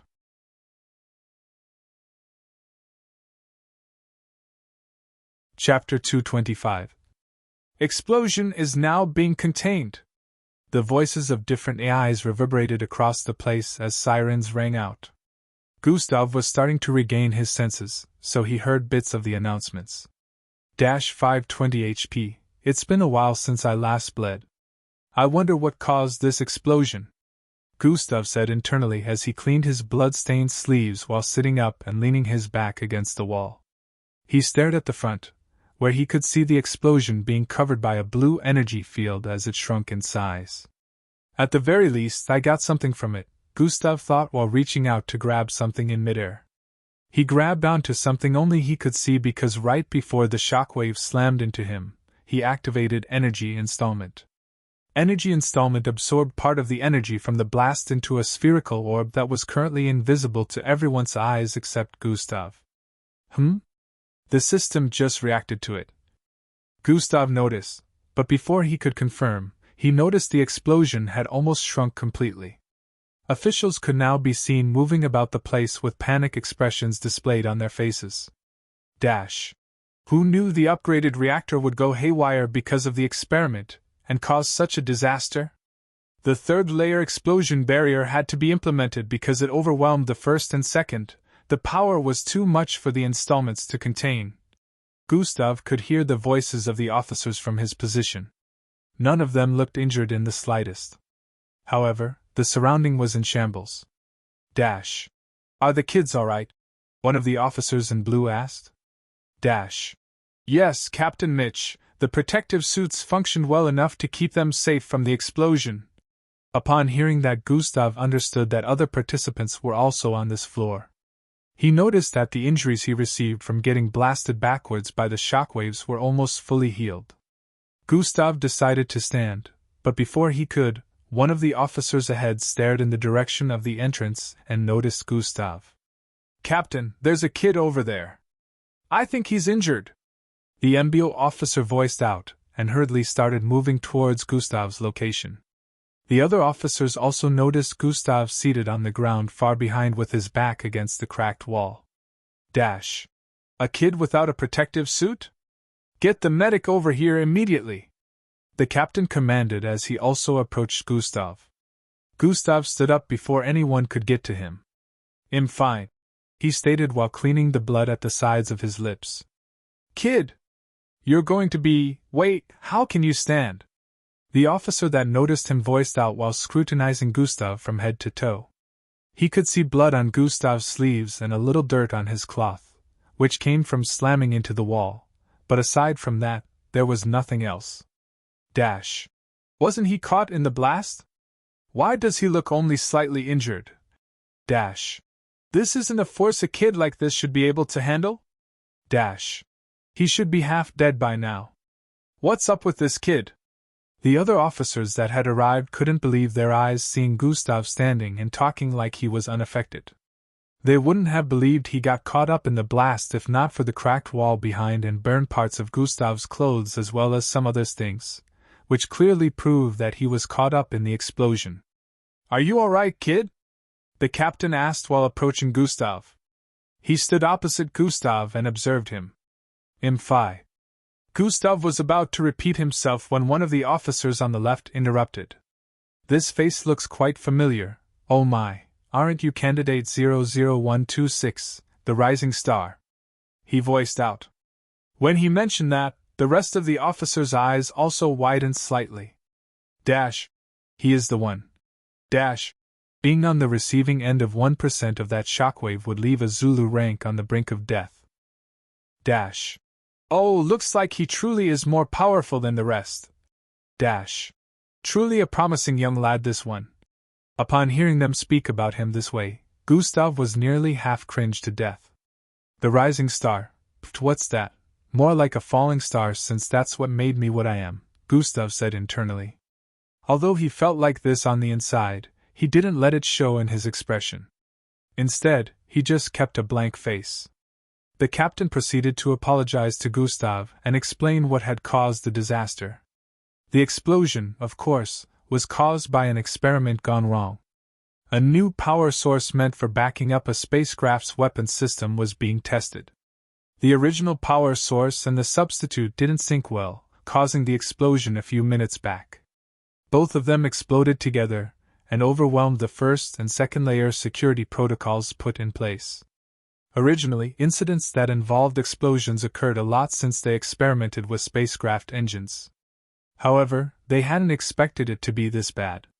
Luckily, Gustav was very far away from the core of the explosion, which was why he was only hit by a little bit of the shockwave. If he had been to the explosion's core, his injury would have been way worse than this. It still surprised the officers around that Gustav was okay. However, since they knew he had a unique transformation bloodline, they guessed that the beast he could transform into had regenerative abilities.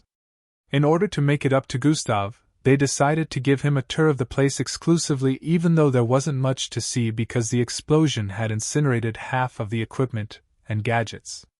Gustav was only able to see a few uninteresting things that were left at the far corners of the test area. After a few more minutes, Gustav left the test area since it was about to go through some kind of rejuvenation.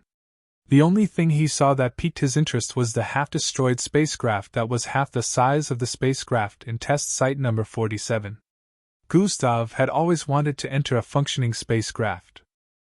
Unfortunately, this spacecraft, just like the first one he ever came into contact with, lacked functionality.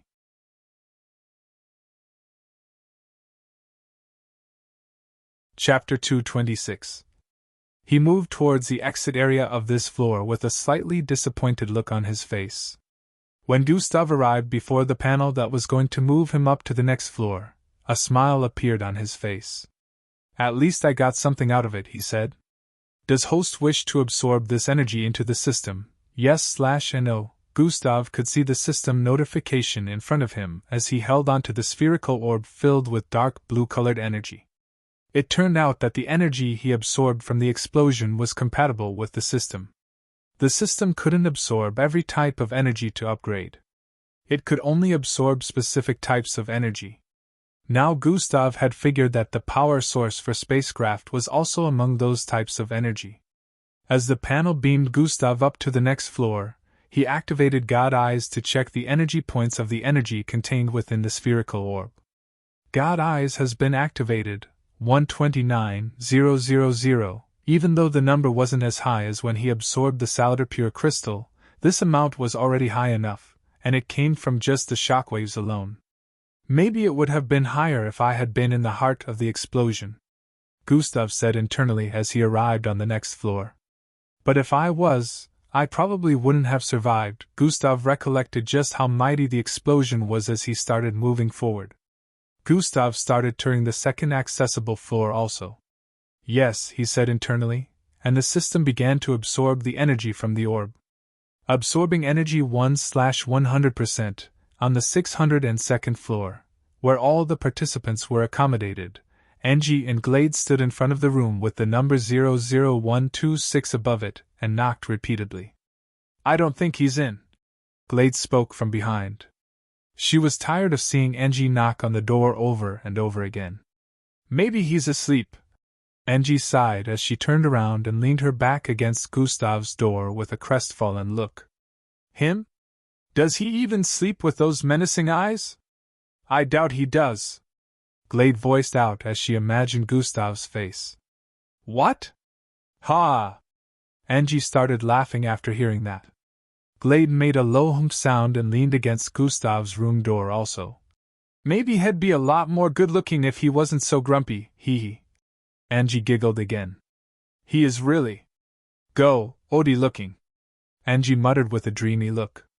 Glade turned to stare at her and shook her head with pity before tapping her forehead. "Snap out of it, fangirl," she stated while Angie held her forehead cutely with a look of pain.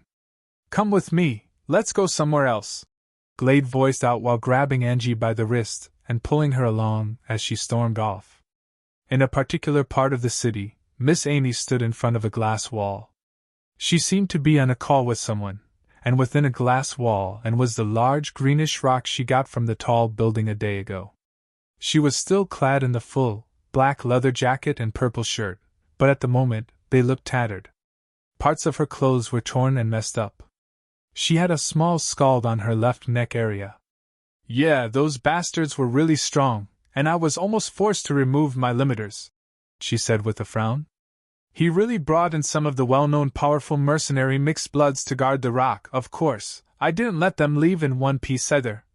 Miss Amy spat out a chunk of blood from her mouth towards the side and continued speaking. Yeah, I got the rock now, but something doesn't seem quite right. With the information I gathered, those 5 bastards should be strong enough to cause me more injuries since I still have my limiters. For some reason, it seemed like they were reducing their attack strength. Don't get me wrong, they still attacked me severely, but with the information I gathered, they should be more powerful. I can sense that something is amiss somewhere. It doesn't matter what he plans in secret. He'll never get his hands on this rock again until I figure out what's within. I am not handing it over. You lot suck at keeping things safe, especially in such a place that is full of corruption. There's no guarantee that it won't end up in the wrong hands if it is kept there. Have you forgotten that his father's industry partners with you lots? Shut up, you dimwit. I'm keeping it. Miss Amy voiced out and cut the call. She stared at the green rock within the glass wall barricade. What's so special about this rock? Sigh. One thing leads to another, and I still haven't gotten a lead on what Gustav found within the border. She muttered, but then she noticed something on the rock. It just glowed up for an instant there, Miss Amy said while moving closer to the glass wall. It was only for an instant, but she saw the glow. Why do I feel like his presence has gotten stronger, and it's coming from that? Miss Amy wondered while scrutinizing the crystal. Even if it's risky, I must make him have contact with this rock to confirm my suspicions, Miss Amy thought with a fierce look. Looks like he'll have to attend the final phase in person. After another 6 hours had gone by, Gustav had successfully visited 3 more floors. His knowledge of the MBO had been significantly increased in the last 8 hours. He also realized that the MBO was very diversified. Different departments with different purposes and had all come together to make a perfect base of operations. Remembering how there were other towers in the remaining 5 prestigious cities, Gustav came to the conclusion that the MBO had numerous resources. They would definitely be a force to reckon with if anyone tried to mess with them. This made Gustav wonder, why does the MBO never interfere in matters regarding lower-graded mixed bloods abuse or the happenings within the neighborhood area? They could have easily dealt with such happenings, so why?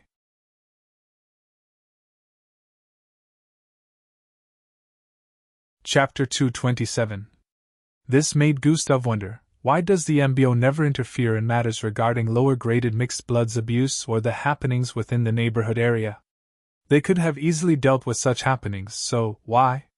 Did they truly feel it was beneath them to handle such tasks? Gustav said internally as he moved across the floor. Thinking about this, he knew the society trampled upon weaklings and made them feel less of themselves. Even though normal humans and Slarkovs weren't treated as bad as weak mixed bloods, they were still made to feel inferior, which was one reason they lived at the edge of the city.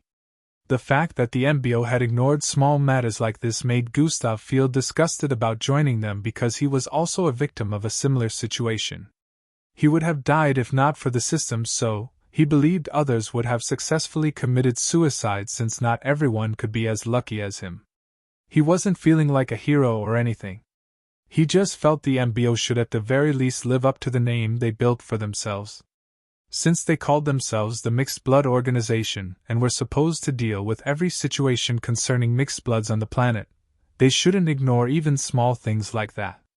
If Gustav was still feeling petty, the MBO would be among the places he would have decided to take revenge on since, in one way or the other, they were kind of involved. However, his end goal in joining the MBO was to make use of them and build his strength till he reached a level where not even a single person would be able to dictate whether he lives or dies.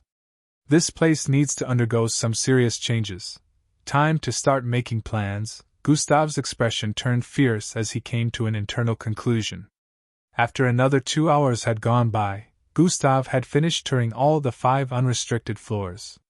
At this time, it was already late in the evening, but 12 hours were still left till the start of the 5th phase. Gustav was not content with everything he had seen. He was still interested in climbing higher and seeing more floors. He approached the exit of the 607th floor and moved towards the panel that would lead him to the next floor. As expected, a red barrier prevented him from going through. Gustav placed his hand on the barrier once again. Should I just absorb enough energy to let me break through? Gustav thought internally with a serious look while checking his surroundings. Smirk. Gustav smirked and turned around. Hidden cameras are almost everywhere. With my rising popularity, there's a chance that I'm being observed. Gustav decided to head towards the closest restroom. He held his right hand up and stared at his badge number. God Eyes has been activated. Gustav used the see-through ability to check out his palm. Even though the badge liquefied and merged my palm, I can still tell that a tracker was inputted. Gustav noticed the small green dot hiding in the middle of the blood vessels underneath the number on his palm. He instantly figured out that it was the tracker. Atomic disintegration has been activated. Gustav was about to make use of atomic disintegration to get rid of it, but then he thought of something. What if they get alerted if one of the trackers gets destroyed or loses connection? Gustav wondered. Thinking up to this point, Gustav decided to try another approach. Gravitational energy container has been activated. Gustav conjured a spherical container and made it float in front of him. He concentrated atomic disintegration around his left fingertips, causing them to be coated in silver light. He raised his left hand above his right palm and pointed his index finger that was coated in the silver light towards it. Slash has been activated. Gustav stabbed his left index finger down with intensity. Poochie! His finger pierced into his right palm and came out of the other side. Blood was spilled, but he wasn't done yet. Swai! Swai! Swai! Swai! He cut a square hole on his palm with his fingers, causing blood and meat to fall from underneath. Gustav could see through the hole on his palm, but surprisingly, no expression of pain could be seen on his face. -20 HP, -20 HP, -20 HP. Underneath his right palm, the chunk of flesh he cut out fell into the orb he conjured a while ago. It was currently filling up with his blood. Regeneration has been activated. In a few seconds, his palm stopped bleeding and slowly began to close up. With the way it mixed with my cells, ensure the tracker also makes use of blood to function properly. So, this amount of blood along with my energy should keep it functioning for the next 30 to 35 minutes, Gustav analyzed. That's how much time he'll have to check out more floors, Gustav concluded. He stared at the mirror in front.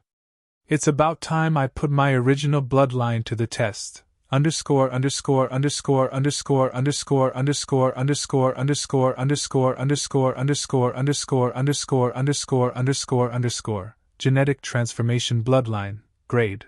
B abilities tied to bloodline: frowny face, shape shifting, joints reversal, size manipulation, cognitive concealment. Underscore underscore underscore underscore underscore underscore underscore underscore underscore underscore underscore underscore underscore underscore underscore underscore. Gustav stared at the system interface where cognitive concealment was displayed. This was a new ability that was added to shape-shifting after his bloodline got upgraded to B.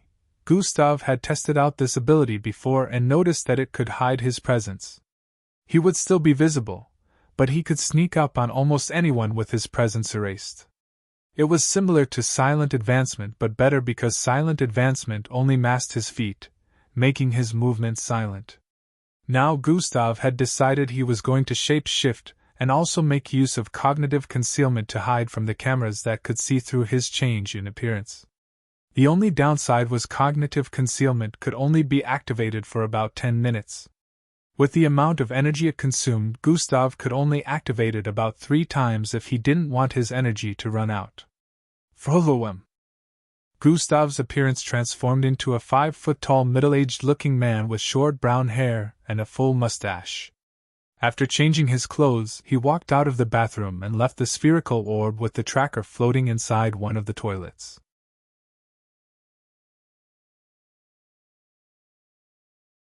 Chapter 228. After changing his clothes, he walked out of the bathroom, leaving the spherical orb with the tracker floating inside one of the toilets. Gustav had already activated cognitive concealment as he moved towards the exit area of the floor. Energy installment has been activated. Even before he arrived in front of the red barrier, he had already activated the energy installment. The energy from the red barrier was being sucked away.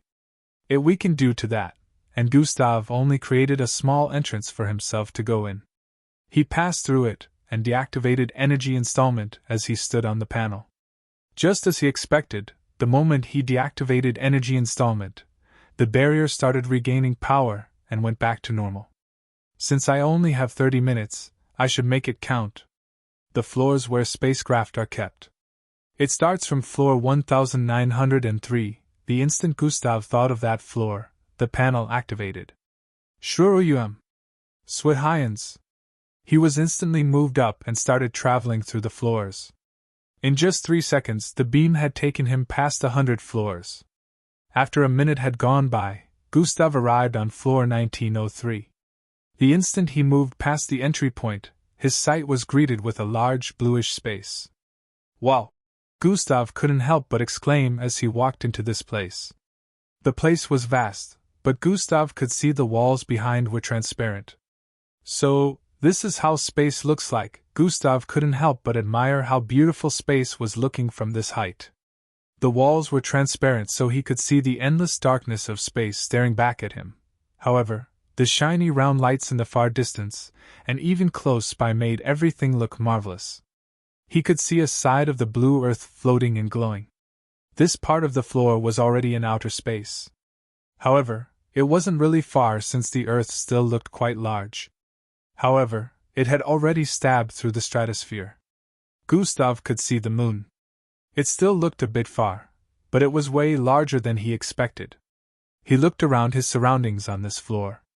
Spacecrafts. He had been so occupied with checking out space that he didn't notice the spacecraft lined up in front.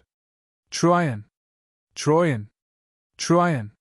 The Jelly 127 is ready to take flight.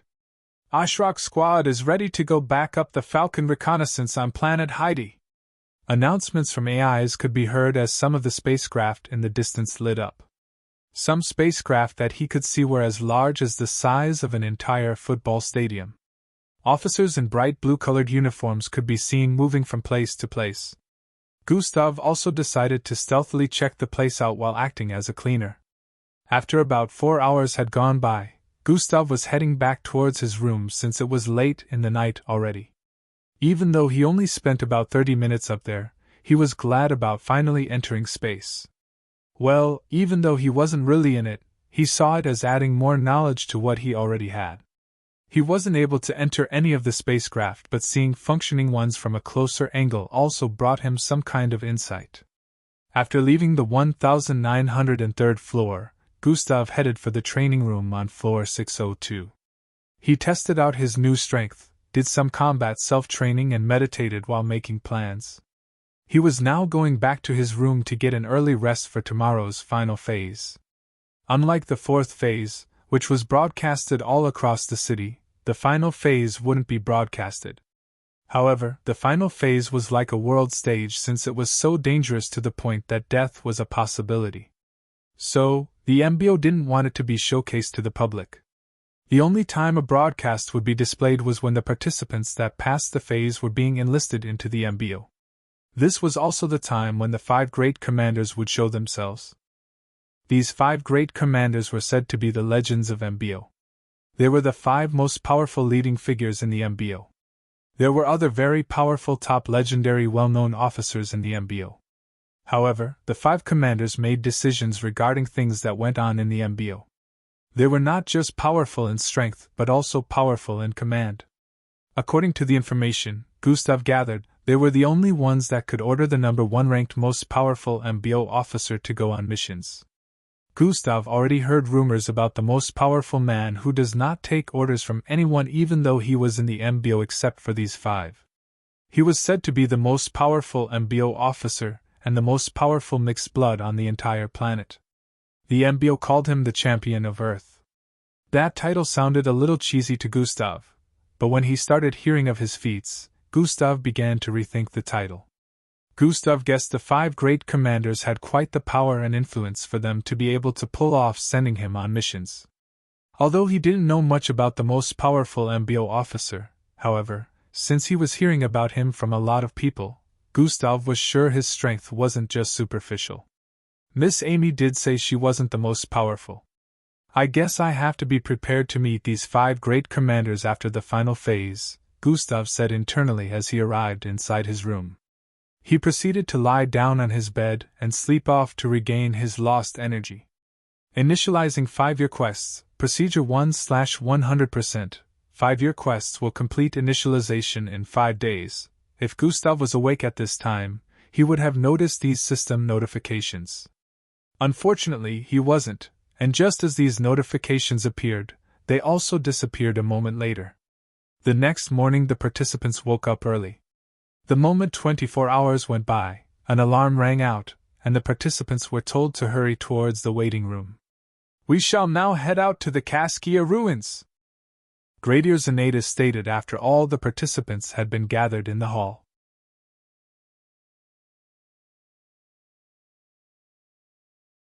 Chapter 229. We shall now head out to the Caskia ruins, Gradier Xanatus stated after all the participants had gathered in the hall. The participants' faces showed confusion upon hearing Gradier Xanatus' words, since this was a location they had never heard of.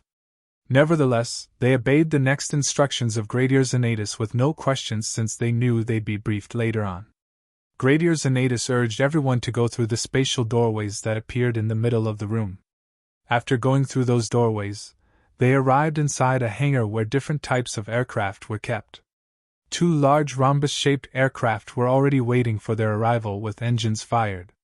These aircraft were the size of a 2-story building, colored green with red and black stripes. They had no rolling fans or anything like that. They had been built in such a way that only powering the engines up were enough to make it lift off. Over 200 participants split into 2 and boarded the aircraft. In a few seconds, another spatial opening large enough to consume an entire 3-story building appeared several hundred feet ahead of them. Swee! Swee! Both aircraft zoomed off into the spatial opening. After passing through, they appeared tens of thousands of feet above Plankton City. Lots of participants now understood why the tower didn't have an entrance or exit. That wouldn't be needed since the MBO had a variety of teleportation devices that transported people in and out and to different places on the floor. Gustav sat somewhere in the middle of the passenger's seat beside the window areas just so he could look outside. He stared at the city from their current height as they flew towards the northeast part of the city. The speed of the flight was insanely fast, and even with the city being very big, in only about 5 minutes, the various aircraft had already arrived at the edge of the city. While they were moving, the participants were being briefed about the Caskia ruins. A projection of the place they were traveling to appeared on within both aircraft. The Caskia ruins was formerly an underground mining facility located at the borders between Emprem and Ashura cities hundreds of years ago. The artificial intelligence started with this. However, IT attracted a lot of mixed breeds who were drawn by the energy oozing from the unmined energy crystals within the ruins. The AI explained how the ruins became overrun by mixed breeds, which prevented energy miners from working and caused some of them to lose their lives in the process, since it was practically invaded by a multitude of them. The MBO was tasked with cleansing the place and wiping out the mixed breeds that had gathered there. Although the mission was a success, almost all the energy crystals had been consumed by the mixed breeds. The place still attracted a few mixed breeds after the cleansing because they sensed the remnant of energy left. Nevertheless, since the government couldn't find anything left there, they practically abandoned the facility. About 50 years later, it was turned into a low-level maximum security prison for mixed bloods and aliens. A barricade was built around it to fence the mixed breeds inside along with the rogue mixed bloods and aliens. Once sentenced to imprisonment in the Caskia ruins, the mixed blood or alien will be nearly stripped of their powers before being thrown into the place. They would have to survive for however long their sentence is within the Caskia ruins with whatever amount of strength they were left with. The mixed breeds within were also left there, so presently, it was a habitat for rogue mixed bloods, mixed breeds and aliens. It was one of the secluded locations in the world that could be called a mixed blood prison. The mixed bloods within were unable to escape the barricade that surrounded the ruins since they had been weakened. After listening to the information the AI passed across, the participants could more or less understand what the final phase was going to be about. It terrified some of them when they thought about it, but they put up a brave face. In about 20 minutes, the aircraft was already flying above a wasteland area. Nothing but plains and sands could be seen out here. It was like they were in the middle of nowhere. Truan, we have arrived at the Caskia ruins. A hologram of Gradier Xanatus appeared inside both spacecraft. The participants looked through the window and noticed a tall barricade in the distance. It was tens of thousands of feet away, but due to the height, it was very noticeable. The barricade was not just solid, but it was also induced with energy from the crystals that used to be mined hundreds of years ago, which was the reason it was currently glowing up. The participants also noticed other spacecraft that looked similar to the ones they were currently boarding, heading towards the same direction. As you have been given information about the final phase location, I shall now brief you on how the final phase is going to take place. Gradier Xanatus continued. All participants will be dropped off inside the barricade from thousands of feet above. When you get in, your primary objective is to survive the next 4 days. It was truly similar to what they thought it would be. At this moment, hundreds of spacecraft had arrived before the tall barricade that surrounded the entire ruins. They hovered above the ruins. From above, it could be seen that the barricade was square-shaped, and the space within the square was almost half of an entire city. However, the structure that could be seen within was quite small. It was only as big as a small bungalow building. It was a building, but it only led to the underground ruins. There was no space for living within or anything like that. The participants could see the large opening held by countless pillars that led underground from their current altitude. Everyone figured that the underground ruins was probably very vast underground, which was the reason for the wide space within the barricades.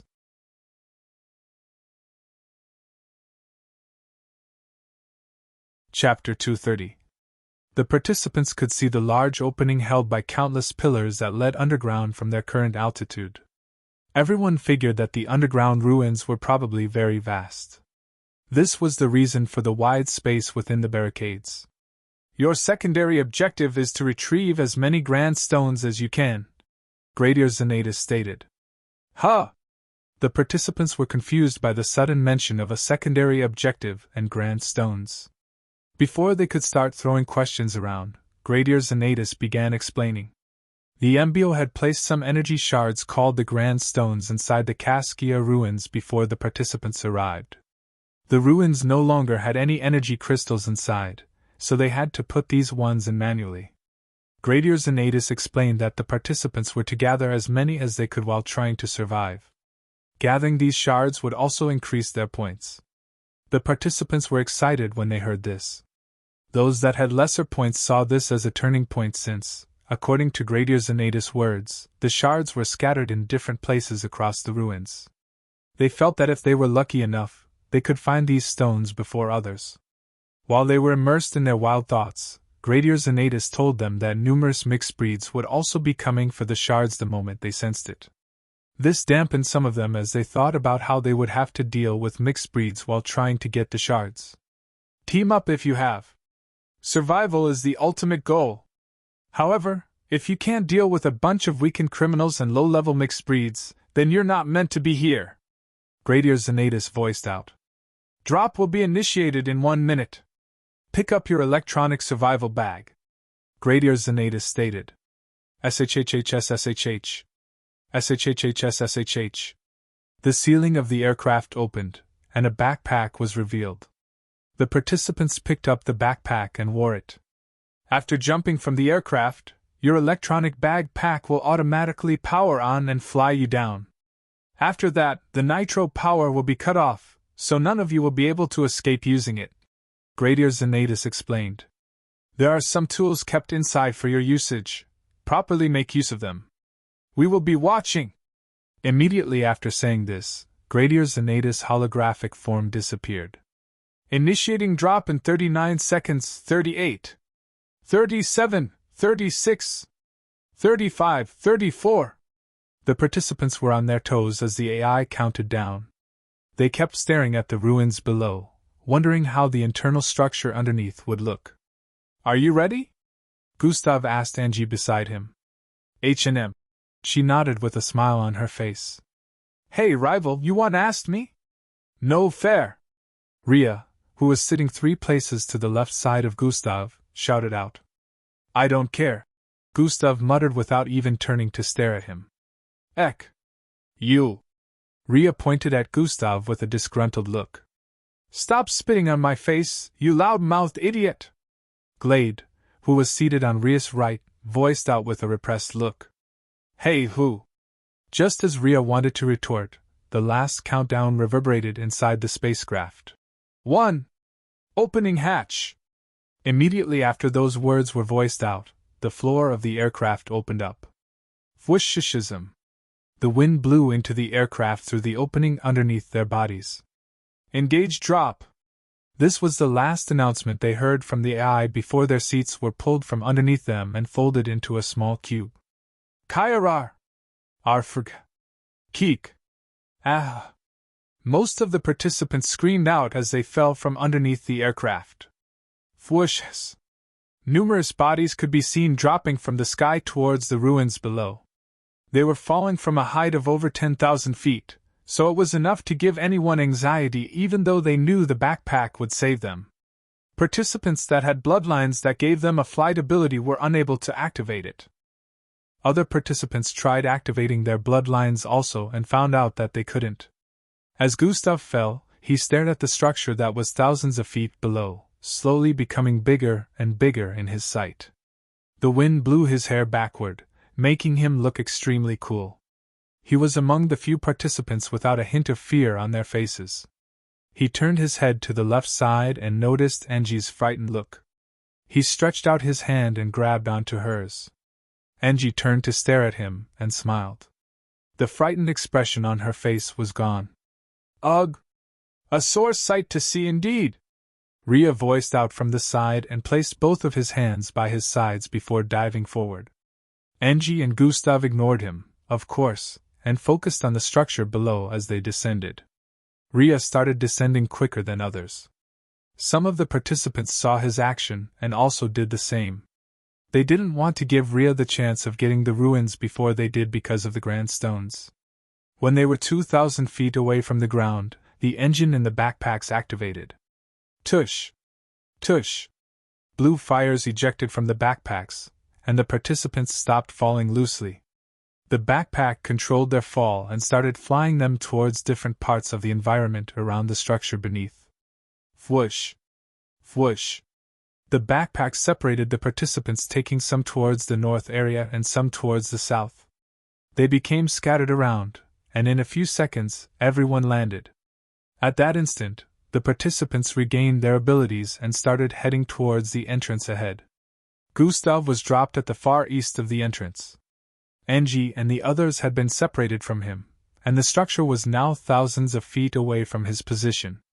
Does the MBO always have to make everything a hassle? Gustav sighed internally as he looked around him. Some participants were also dropped not far away from his position, but he had never seen these ones before. So he assumed they were from other aircraft, which also meant they were from other cities. Oh well, this is good too. I prefer working alone, Gustav said internally as he dashed towards the structure ahead. Dash has been activated.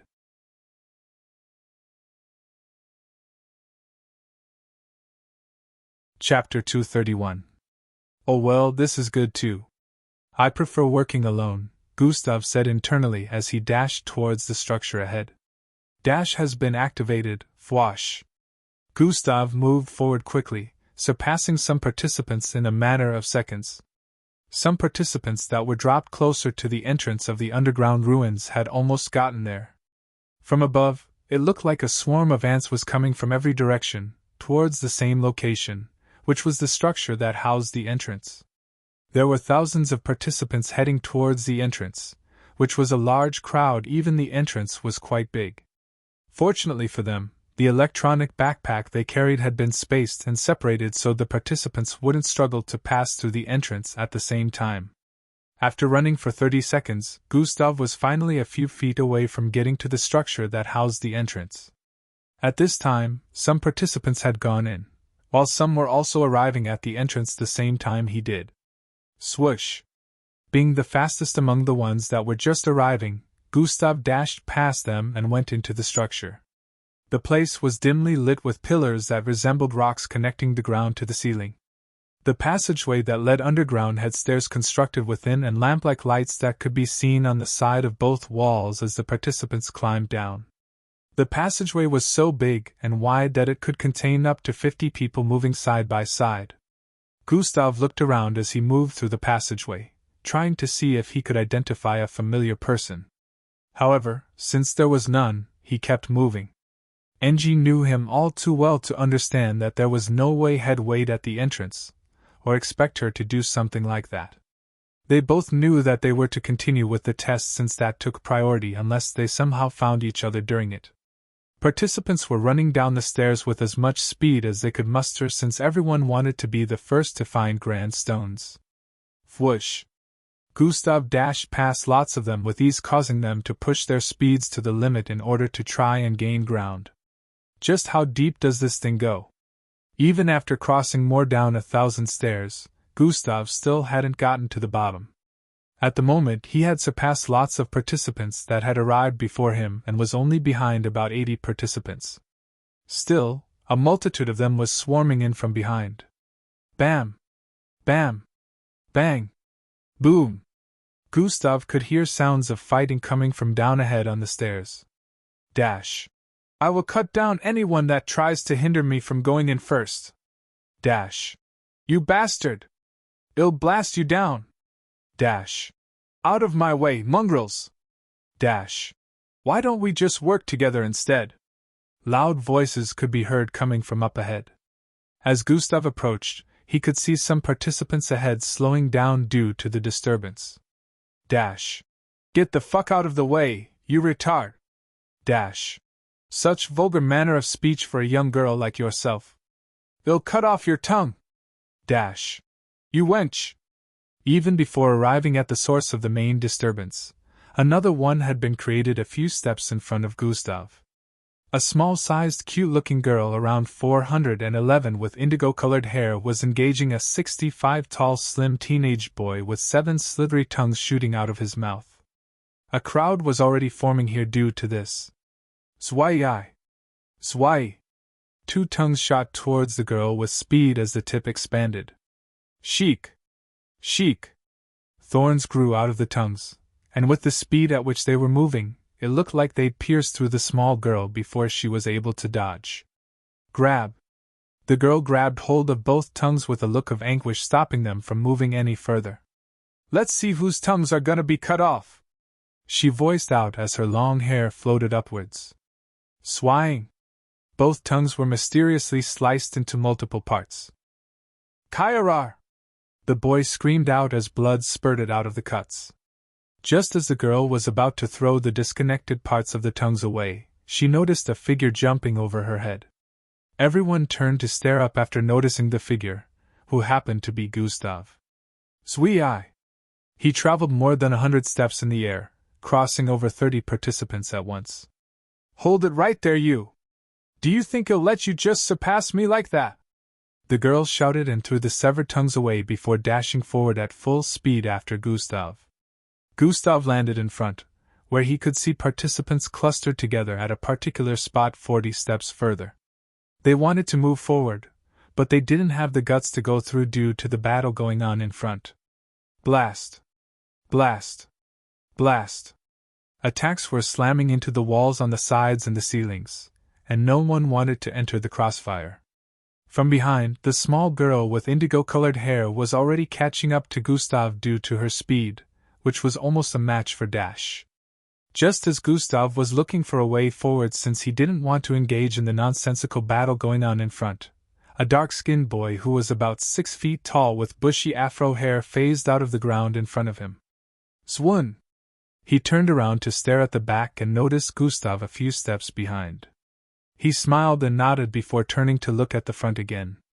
Oh boy, it's a big commotion out there, he muttered after noticing the battle up front. Tap! Tap! He tapped his feet on the stairs twice, and a blue vortex appeared below him and swallowed him up. The next thing Gustav heard was, "Ah, you bastards, someone has gone up ahead! Dash. I can't waste any more time playing with you fools! Dash. I'm off. I have to chase after that guy."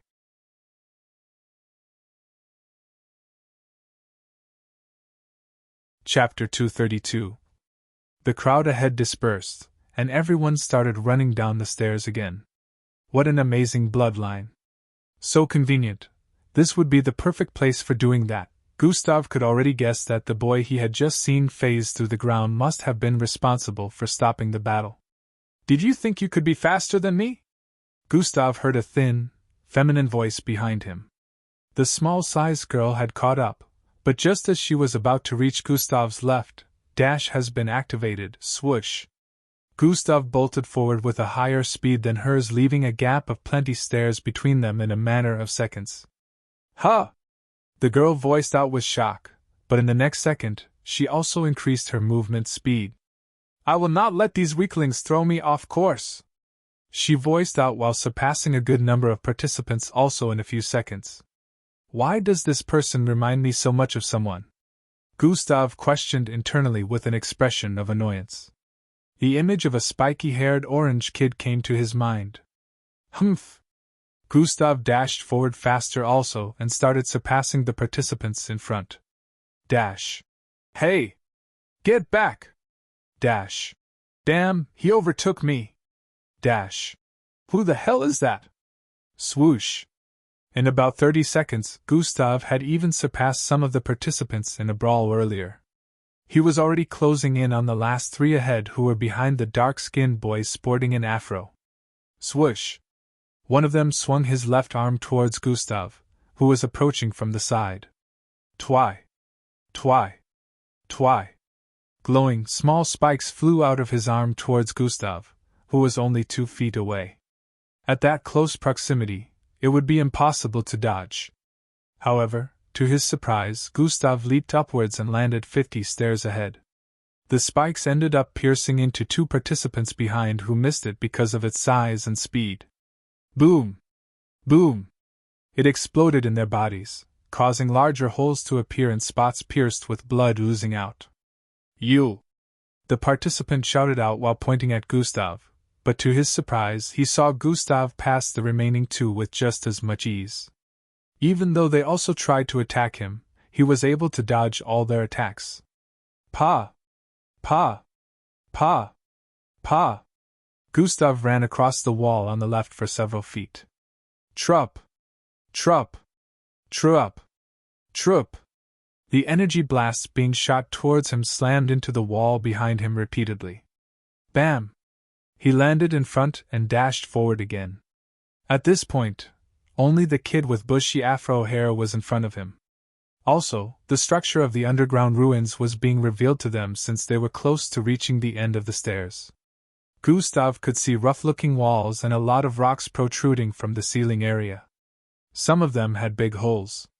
Even though there were lights placed on the walls, the place still looked kind of dim. The boy with afro hair phased into the ground once more and arrived at the bottom of the stairs. He looked around and quickly turned towards the left. Swoosh! Gustav also dashed downwards with immense speed, and in about 5 seconds he also reached the bottom of the stairs. Gustav could see that these walls separated the routes. There were many routes that led to where no one knows. Even behind them, towards the left and right, some routes led to different places. Pointy yellowish rocks were almost everywhere, protruding from the walls, grounds, and even the ceiling, which was thousands of feet high. Gustav felt strange energy around the place the instant he got to the bottom of the stairs. This must be it. Even though there are no more energy crystals here, it's still very potent. Gustav remembered something mentioned in the aircraft. Underground ruins like this were where energy crystals were mined. These crystals emitted a certain kind of energy that is harmful to normal people, except they were mixed bloods or powerful beings. His birth father was also an energy miner, so Gustav already knew about it. Still, he had never been to an underground energy mining facility before, so he had no idea how powerful the energy was. Now that he was sensing it, He realized that he wouldn't withstand this harmful energy if he wasn't a Zulu-ranked mixed blood. He now understood the reason for the MBO Zulu ranked requirement for participating in the test. Gustav also realized something. This must be the reason why, even though a person is a brilliant scientist, they would still need to have a good bloodline. His reason for thinking this way was that experimentation of different kinds was done with energy crystals in this age. Breakthroughs in different research areas also came from using the crystals. If a person wanted to experiment with an energy crystal without being at least a Zulu-ranked mixed blood would be harmed upon coming into close proximity to the crystal. This was why Gustav couldn't even become a scientist, even if he wanted to back then when his bloodline was still weak. Grrrhhhhhhhhhhh. Gaitra. Two loud roars brought Gustav out of his reverie. The other participants closing in behind on the stairs also heard that and paused their footsteps abruptly. Gustav turned towards the right. He noticed the silhouette of a large creature on fours walking out of the third passageways. The second roar came from the left, so Gustav turned to look at that side too and noticed the afro-haired kid several hundred feet away standing in front of a creature on fours. "Looks like they already sensed our presence," Gustav said internally as he braced himself for a fight. Only mixed breeds that are level 7 and beyond can sense the presence of living things. These mixed breeds are more powerful than a step 1 serial ranked. Gustav analyzed this information with speed. The one on the right or the one on the left? Gustav contemplated. The one on the left is farther, and since there's someone standing before it, it would still take some time for it to get here. The one on the right is not being delayed by anyone, so it will get here soon, and the participants will have to engage it. If I fight with others, I can't get what I want, but if it's just with him. In less than a second, Gustav had already thought about this. He made his decision almost instantly and dashed towards the left. Swoosh! When the mixed breeds coming from the right saw him running, it also dashed forward. Gustav had already gone several hundred feet away from his initial position in a few seconds, so when the mixed breed arrived at where he was previously, it noticed the participants coming down from the stairs. Grrrhhhhhhhhh. It growled again, causing furious winds to blow across the place. The participants stared at the creature. It was a 13-foot-tall fox-looking mixed breed with green fur and a massive black horn on its forehead. Its claws were golden in color and looked so sharp that the participants started imagining how it would easily slice through flesh. As the mixed breed noticed them, it raised its body up and stood on its two hind legs while widening its mouth and running towards them. The participants, knowing that they had no choice but to face it, braced themselves and also dashed forward while activating their bloodlines. Gustav arrived before the afro-haired kid and the mixed breed, who had already started engaging each other.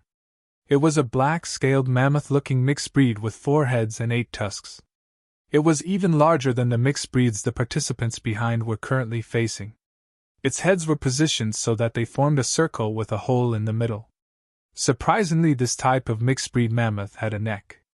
Swee-eye! The boy dodged a wave-like attack by phasing through the ground and coming out of the wall on the right. Sprint has been activated. Swoosh! Gustav's speed increased exponentially as he dashed head-on into the mixed breed and threw out his fist towards the side of its belly. Bang! Gustav landed a clean hit on the mixed breed, which was distracted due to the other kid. Swah! Bam!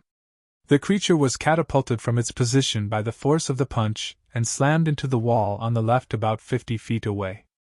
One of its tusks brushed against the wall intensely due to this and cracked at the tip. Grrrhhhhhhhhh.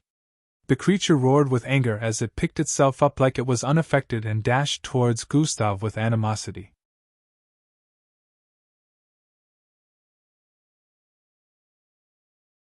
Chapter 233. Grrrhhhhhhhhh. The creature roared with anger as it picked itself up like it was unaffected and dashed towards Gustav with animosity. Did he just send it flying with one punch? The kid with the bushy afro hair wondered after witnessing Gustav's first hit. Swoosh! Gustav leaped upwards and spun in the air, dodging the charge of the mixed breed. But while he was still in midair, the mixed breed's tail suddenly extended outwards towards Gustav's leg. The kid with bushy afro hair standing in a horizontal position on a pillar-like rock towards the side, took action when he noticed that his body was in a horizontal position all this time, and his legs were partially sunk into the blue vortex on the wall. Varia. This time he sunk in completely and appeared between Gustav and the tail. He started separating his palms that were joined together. THRRKKKK. The moment both palms separated, a small vortex could be seen within. Movement seemed slow, but everything was happening in very fast motion. SHHKKKRRLL. The tail shot into the small vortex and appeared inside the wall he was standing on previously. It had pierced into the wall far towards the left due to the vortex teleporting it over there. Due to the speed at which it was moving, its tail had pierced deep into the wall, and it was unable to pull it back immediately. Gustav, who was about to perform an attack, landed and slid backward by a few feet. He teleported half of its tail over to the other side? Gustav could see two vortexes. One was on the left side where a pillar-like wall was located, and the tip of the mixed-breed tail was piercing out of it, while the other vortex was in between the palm of the afro-haired kid that had teleported to save him. While the boy was descending from the air, he started closing his palms together once again. Pa! His palms made a clapping sound as they collided, which also caused the vortex to shrink and disappear. KRHHKKKK. The tail of the mixed breed was divided into two halves because of this, and green blood started spurting out of the cuts. GRHHHHRHHHH. The mixed breed growled in pain after its tail was severed in two. It turned around and saw the other half lodged into the wall on the left side. The afro-haired boy also landed and moved a few steps backward. He stood beside Gustav, and they both stared at the mixed breed which had started charging furiously towards them. No words were said between them before they charged out again. The afro-haired boy sank into the ground again and phased out of the other side of the ground behind the mixed breed while Gustav arched his arm backward and clenched his fists so tight that they made popping sounds. GRHHHHRHHHH. As Gustav arrived in front of the mixed breed again, he launched his fist towards the head on the right, while the other kid also arrived behind the mixed breed started conjuring another vortex. Gustav's fist slammed into the first head, causing it to halt its approach, but the mixed breed also retaliated by using its head below. It opened its mouth wide and tried gnawing on Gustav's arm.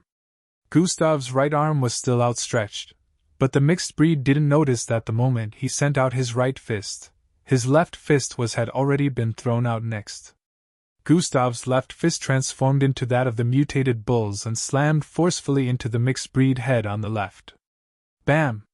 The mixed breed's other mouth's teeth were only a few inches away from piercing Gustav's right arm when his left fist slammed into one of its head.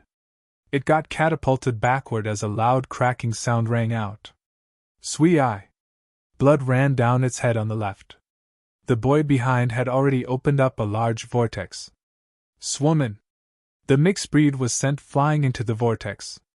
However, only half of its body was able to fit through because of the size. Shrurum!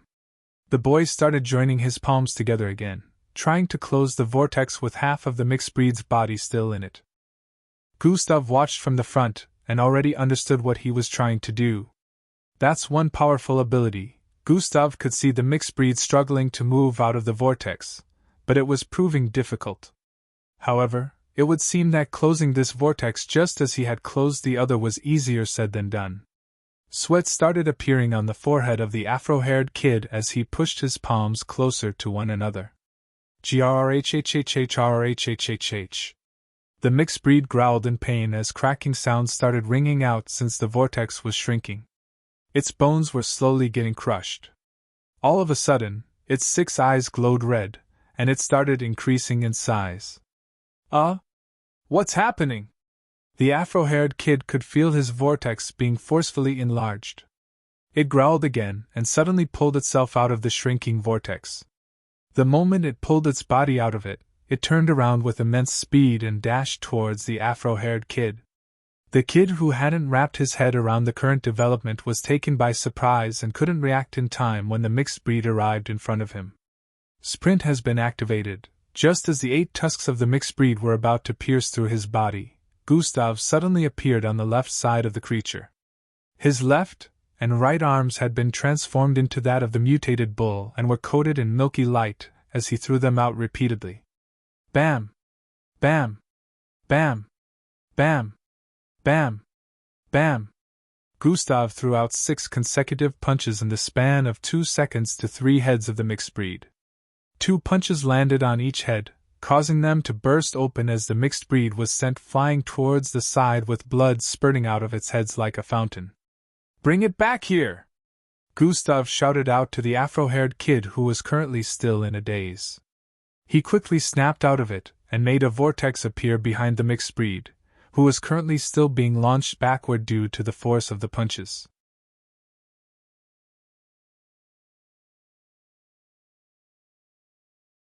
Chapter 234. Triac. The mixed breed got sucked in and appeared right in front of Gustav again. Bang! Bang! Bang! Bang! Bang! Bang! Gustav threw out punches consecutively towards the body of the mixed breed again. Different parts of its body got blasted open as Gustav's punches sent it flying again. Gustav turned to stare at the afro-haired kid and nodded. The kid understood and did the same thing again. Triac. Swoman. The mixed breed was sucked in and appeared in front of Gustav again, only to receive another round of punches. This action played out repeatedly for more than 3 minutes before the mixed breed finally breathed its last. Plop! Its body landed on the ground 50 feet away this time since no vortex was opened up. From the start till finish, the mixed breed could not touch a single hair on their body due to the duo's perfect coordination. Even though it went berserk and its strength increased, it was still unable to fight against them properly. You have killed a level 10 abominable mammoth mixed breed, plus 20,000 EXP. Good job, I'm taking the body. Gustav voiced out and walked towards the corpse of the mixed breed after seeing the system notification. He was glad this kid was around. If not, it wouldn't have been easy to deal with the mixed breed after it went berserk. Incapacitating it and letting it receive beatings without it being able to fight back was what made it easier to deal with. No problem. The dark-skinned afro-haired kid replied and stared at Gustav as he approached the corpse. Gustav brought out a button from underneath his sleeves and extended it towards the corpse. Sing! The corpse of the mixed breed disappeared with a flash of bright blue light. "Mee." The afro-haired kid introduced himself as he approached Gustav. "What about you?" he asked while standing behind him. Gustav answered while turning around. "Can we work together?" He proposed. "No, I'm not a fan of moving in groups," Gustav responded bluntly while turning around to leave. Yes, face showed a disappointed look after hearing that, but he didn't want to push it. Alright, but if we do meet somewhere again within the ruins, let's collaborate again just like we did here. He smiled while walking towards Gustav. Gustav paused his footsteps ahead and turned around once again. His ability would be a very good one to steal, but he seems genuine, so I won't do that. Too bad I can't tell him to come with me since he'll end up seeing things he's not supposed to, Gustav said internally while scrutinizing him. Alright, Gustav answered. He smiled and stretched out his hand. Then it's a deal, he proposed. Gustav also reached out his hand and shook that of E before turning around and dashing forward.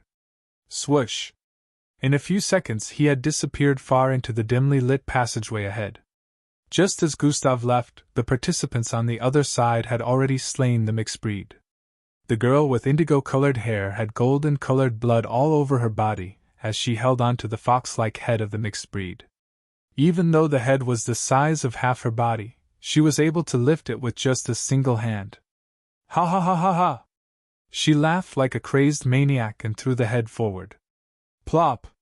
Plop! Plop! Plop! The head rolled down the stairs, and blood oozed out of it, causing a long trail of blood to be formed on the stairs. She turned to look behind her and noticed the other participants panting heavily. Some of them even had injuries on their bodies. About 20 of them had assisted in killing the mixed breed.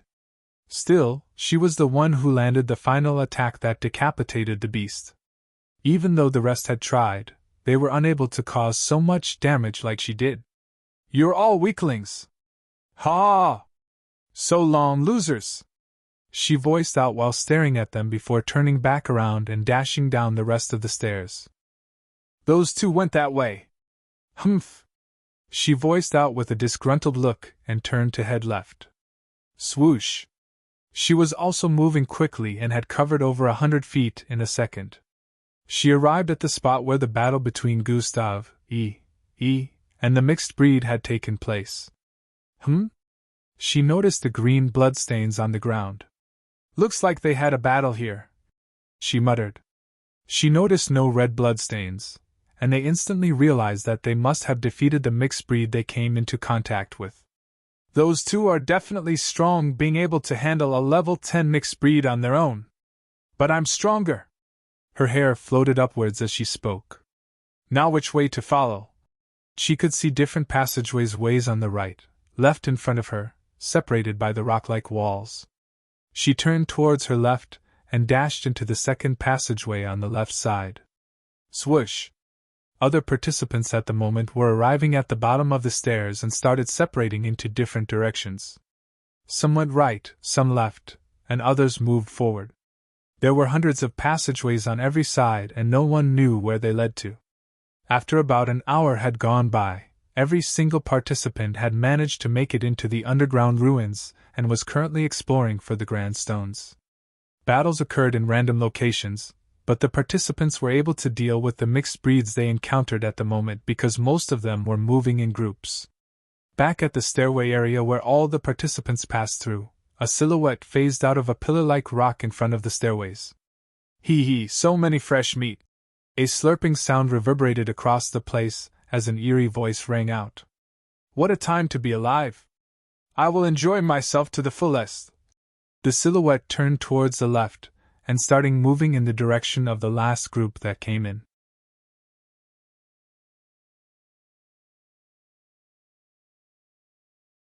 Chapter 235. What a time to be alive! I will enjoy myself to the fullest. The silhouette turned towards the left, and starting moving in the direction of the last group that came in.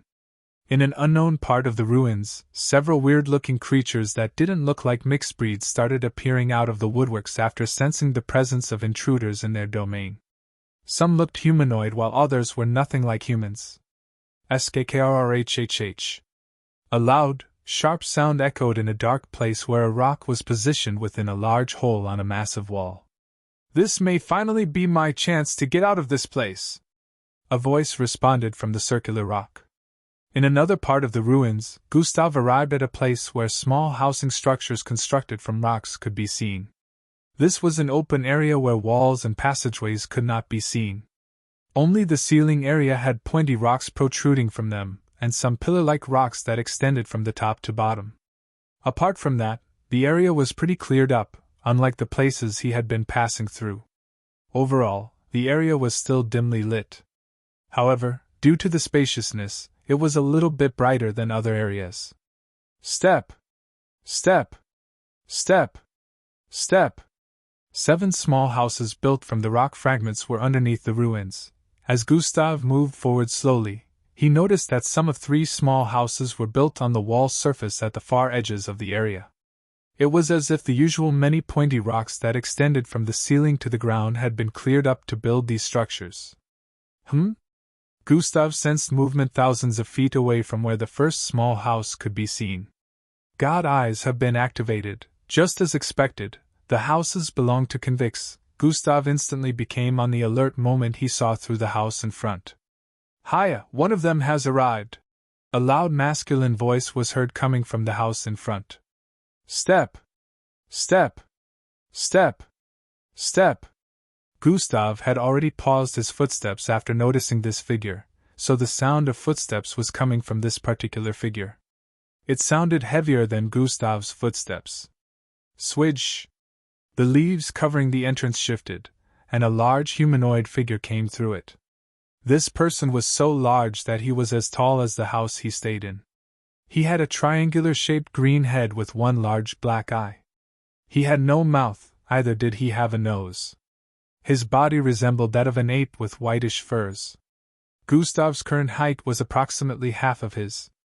Not only was he tall, but his figure was huge. Step! Step! Step!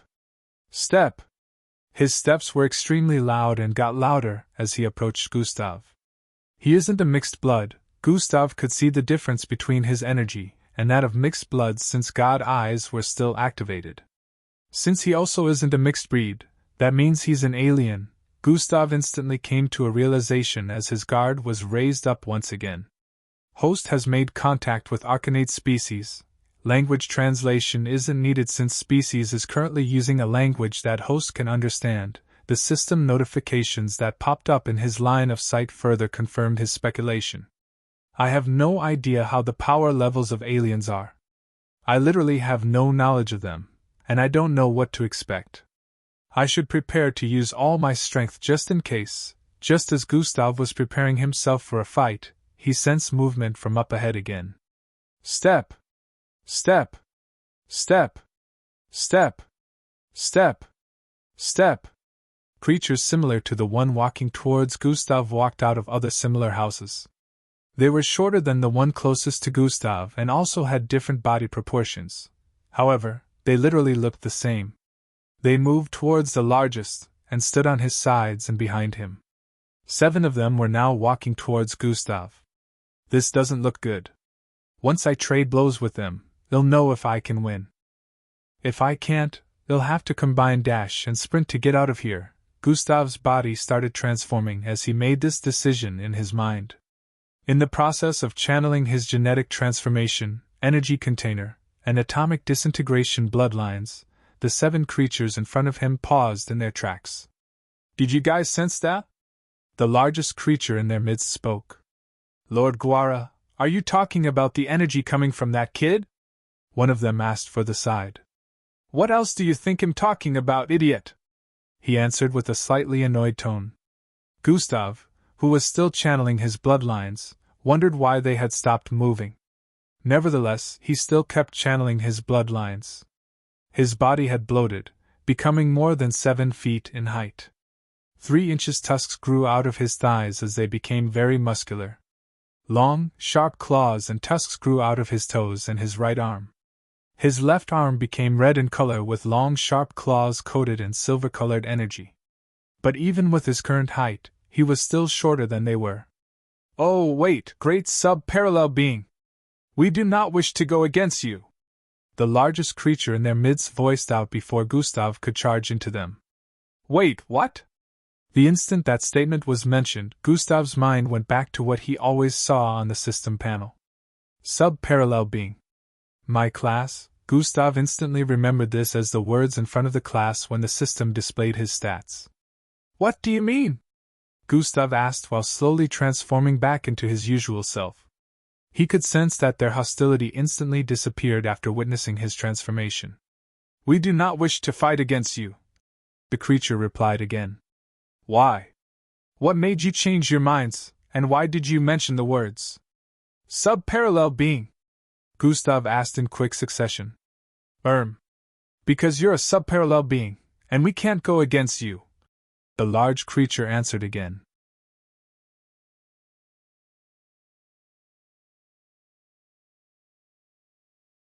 Chapter 236.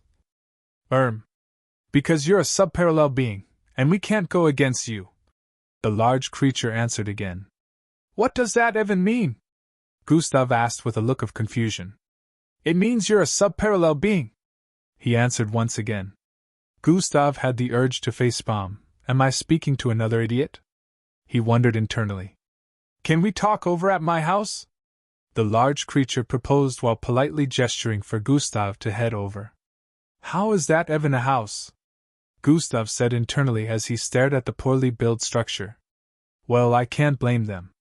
This is a prison after all. Gustav started walking towards the house. The others also turned around to walk towards there as Gustav reached their position. Gustav still had his guard up just in case. As he entered the house with 3 of these creatures, the rest remained outside. The interior of the house wasn't bad. but it also wasn't anything special. Some clothes were spread on the ground. There were no seats except for a small round rock placed in the center of the place. The largest amongst them walked towards the rock, lifted it, and dropped it in front of Gustav. "Please sit," he requested. Gustav proceeded to sit on the rock while the rest of them sat on the ground in front of him. "I am known as Guara, and these are my subordinates." Guara first introduced himself. Gustav nodded in response but didn't tell them his name. "Oh, great subparallel being, what brings you here? How are you among the little ones that were sent here?" he asked. "First, tell me what a subparallel being is?" Gustav asked while raising one eyebrow up. The three seated in front of him stared at each other with looks of confusion on their faces. "As you wish, Great One," he replied. Gustav felt he was going to get a headache from the way they turned respectful. He felt really uncomfortable hearing their manner of speaking. Still, he decided to perk his ears up and listen for the time being. "All across galaxies, there are 5 stages that are known as cosmic superiority." Guara started with this. "These 5 stages can only be achieved by special beings all across galaxies that are destined to be powerful. Only 1 in a trillion beings manage to reach any of these stages. Even if a being worked hard to gain strength and eventually becomes very powerful, they still might not unlock any of these stages since they are only randomly unlocked. These 5 stages are subparallel, parallel, transdimension, polar interdimension, and lastly, and also the most powerful, interomniscience." When he got to this point, he paused for a bit. "Subparallel is the weakest. However, there are feats that being a person who has achieved cosmic superiority grants you when journeying across the universe." Guara continued. "Beings that have achieved cosmic superiority have a certain kind of ability called YRKI. This ability grants them the power to make beings within a certain range of strength submit to them." Guara explained. "Even when I used to be the great and notorious Guara known across numerous planets for my strength and feats, I never achieved cosmic superiority. I guess it never chose me, haha." He laughed gently with a ridiculing expression. "Even though we have been weakened because we tried messing with the wrong planets, we're still more powerful than you are physically. However, if you were to use your YRKI, we will be unable to touch a single hair on your head." Guara stopped explaining at this point. Gustav had a look of contemplation as he digested everything Guara had said. So, it turns out that this was the case. Cosmic superiority. But how do I make use of this Yarki he mentioned? The system never gave me a hint. The class was only unlocked once I reached level 20. Also, I need to know what level of power will be affected by sub-parallel beings Yarki. However, ensure their power level system is different from that of mixed bloods, so how do I compare them? Gustav's mind was plagued with these thoughts. "This Yarki, how do I activate it?" Gustav asked. "No idea. I have not achieved cosmic superiority, so there's no way for me to know." "Wait, how come you don't know how to activate your own power?" Guara asked. "Maybe you're mistaken, and I have not achieved cosmic superiority." Gustav decided to say this and observe the way they'd react. "Impossible. I can never mistake the energy of one. Because I once fell in battle to a subparallel being like you." Guara's face shone pain as he voiced out. Even though he didn't have a mouth nor a nose, Gustav could still figure out that there was pain in his voice when he mentioned that a while ago. The other 2 beside him also had their head down when he mentioned this. "Since I don't know how to make use of the power, why aren't you attacking me?" Gustav asked while raising one eyebrow again. "Haha, because we know better than to piss off a being that has achieved cosmic superiority. At such a young age, you have already achieved this, which is unheard of. The possibility of your cosmic stage increasing in the future is very high. Only a stupid person wouldn't want to make connections with you." Guara mouthed off while making the face of an ass-kisser. "By the way, we never intended to kill you. According to those enforcers in your planets who came the other day, we were just to ruffle up anyone who approached this place to stop them from getting their hands on the stones placed in different spots around here. If we did that, our sentences would be reduced. However, we don't care about that anymore after meeting someone like you," Guara added. "Enforcers? Stones? Gustav instantly came to a realization. He's referring to the MBO. Looks like they made deals with the inmates. Where are these stones that you mentioned? Gustav asked with a look of interest. Oh, follow me. I'll show you. Guara replied while standing up. You're tuning into the Phoenix Nights YouTube channel. Don't forget to subscribe and join us on this journey to catch the most captivating stories.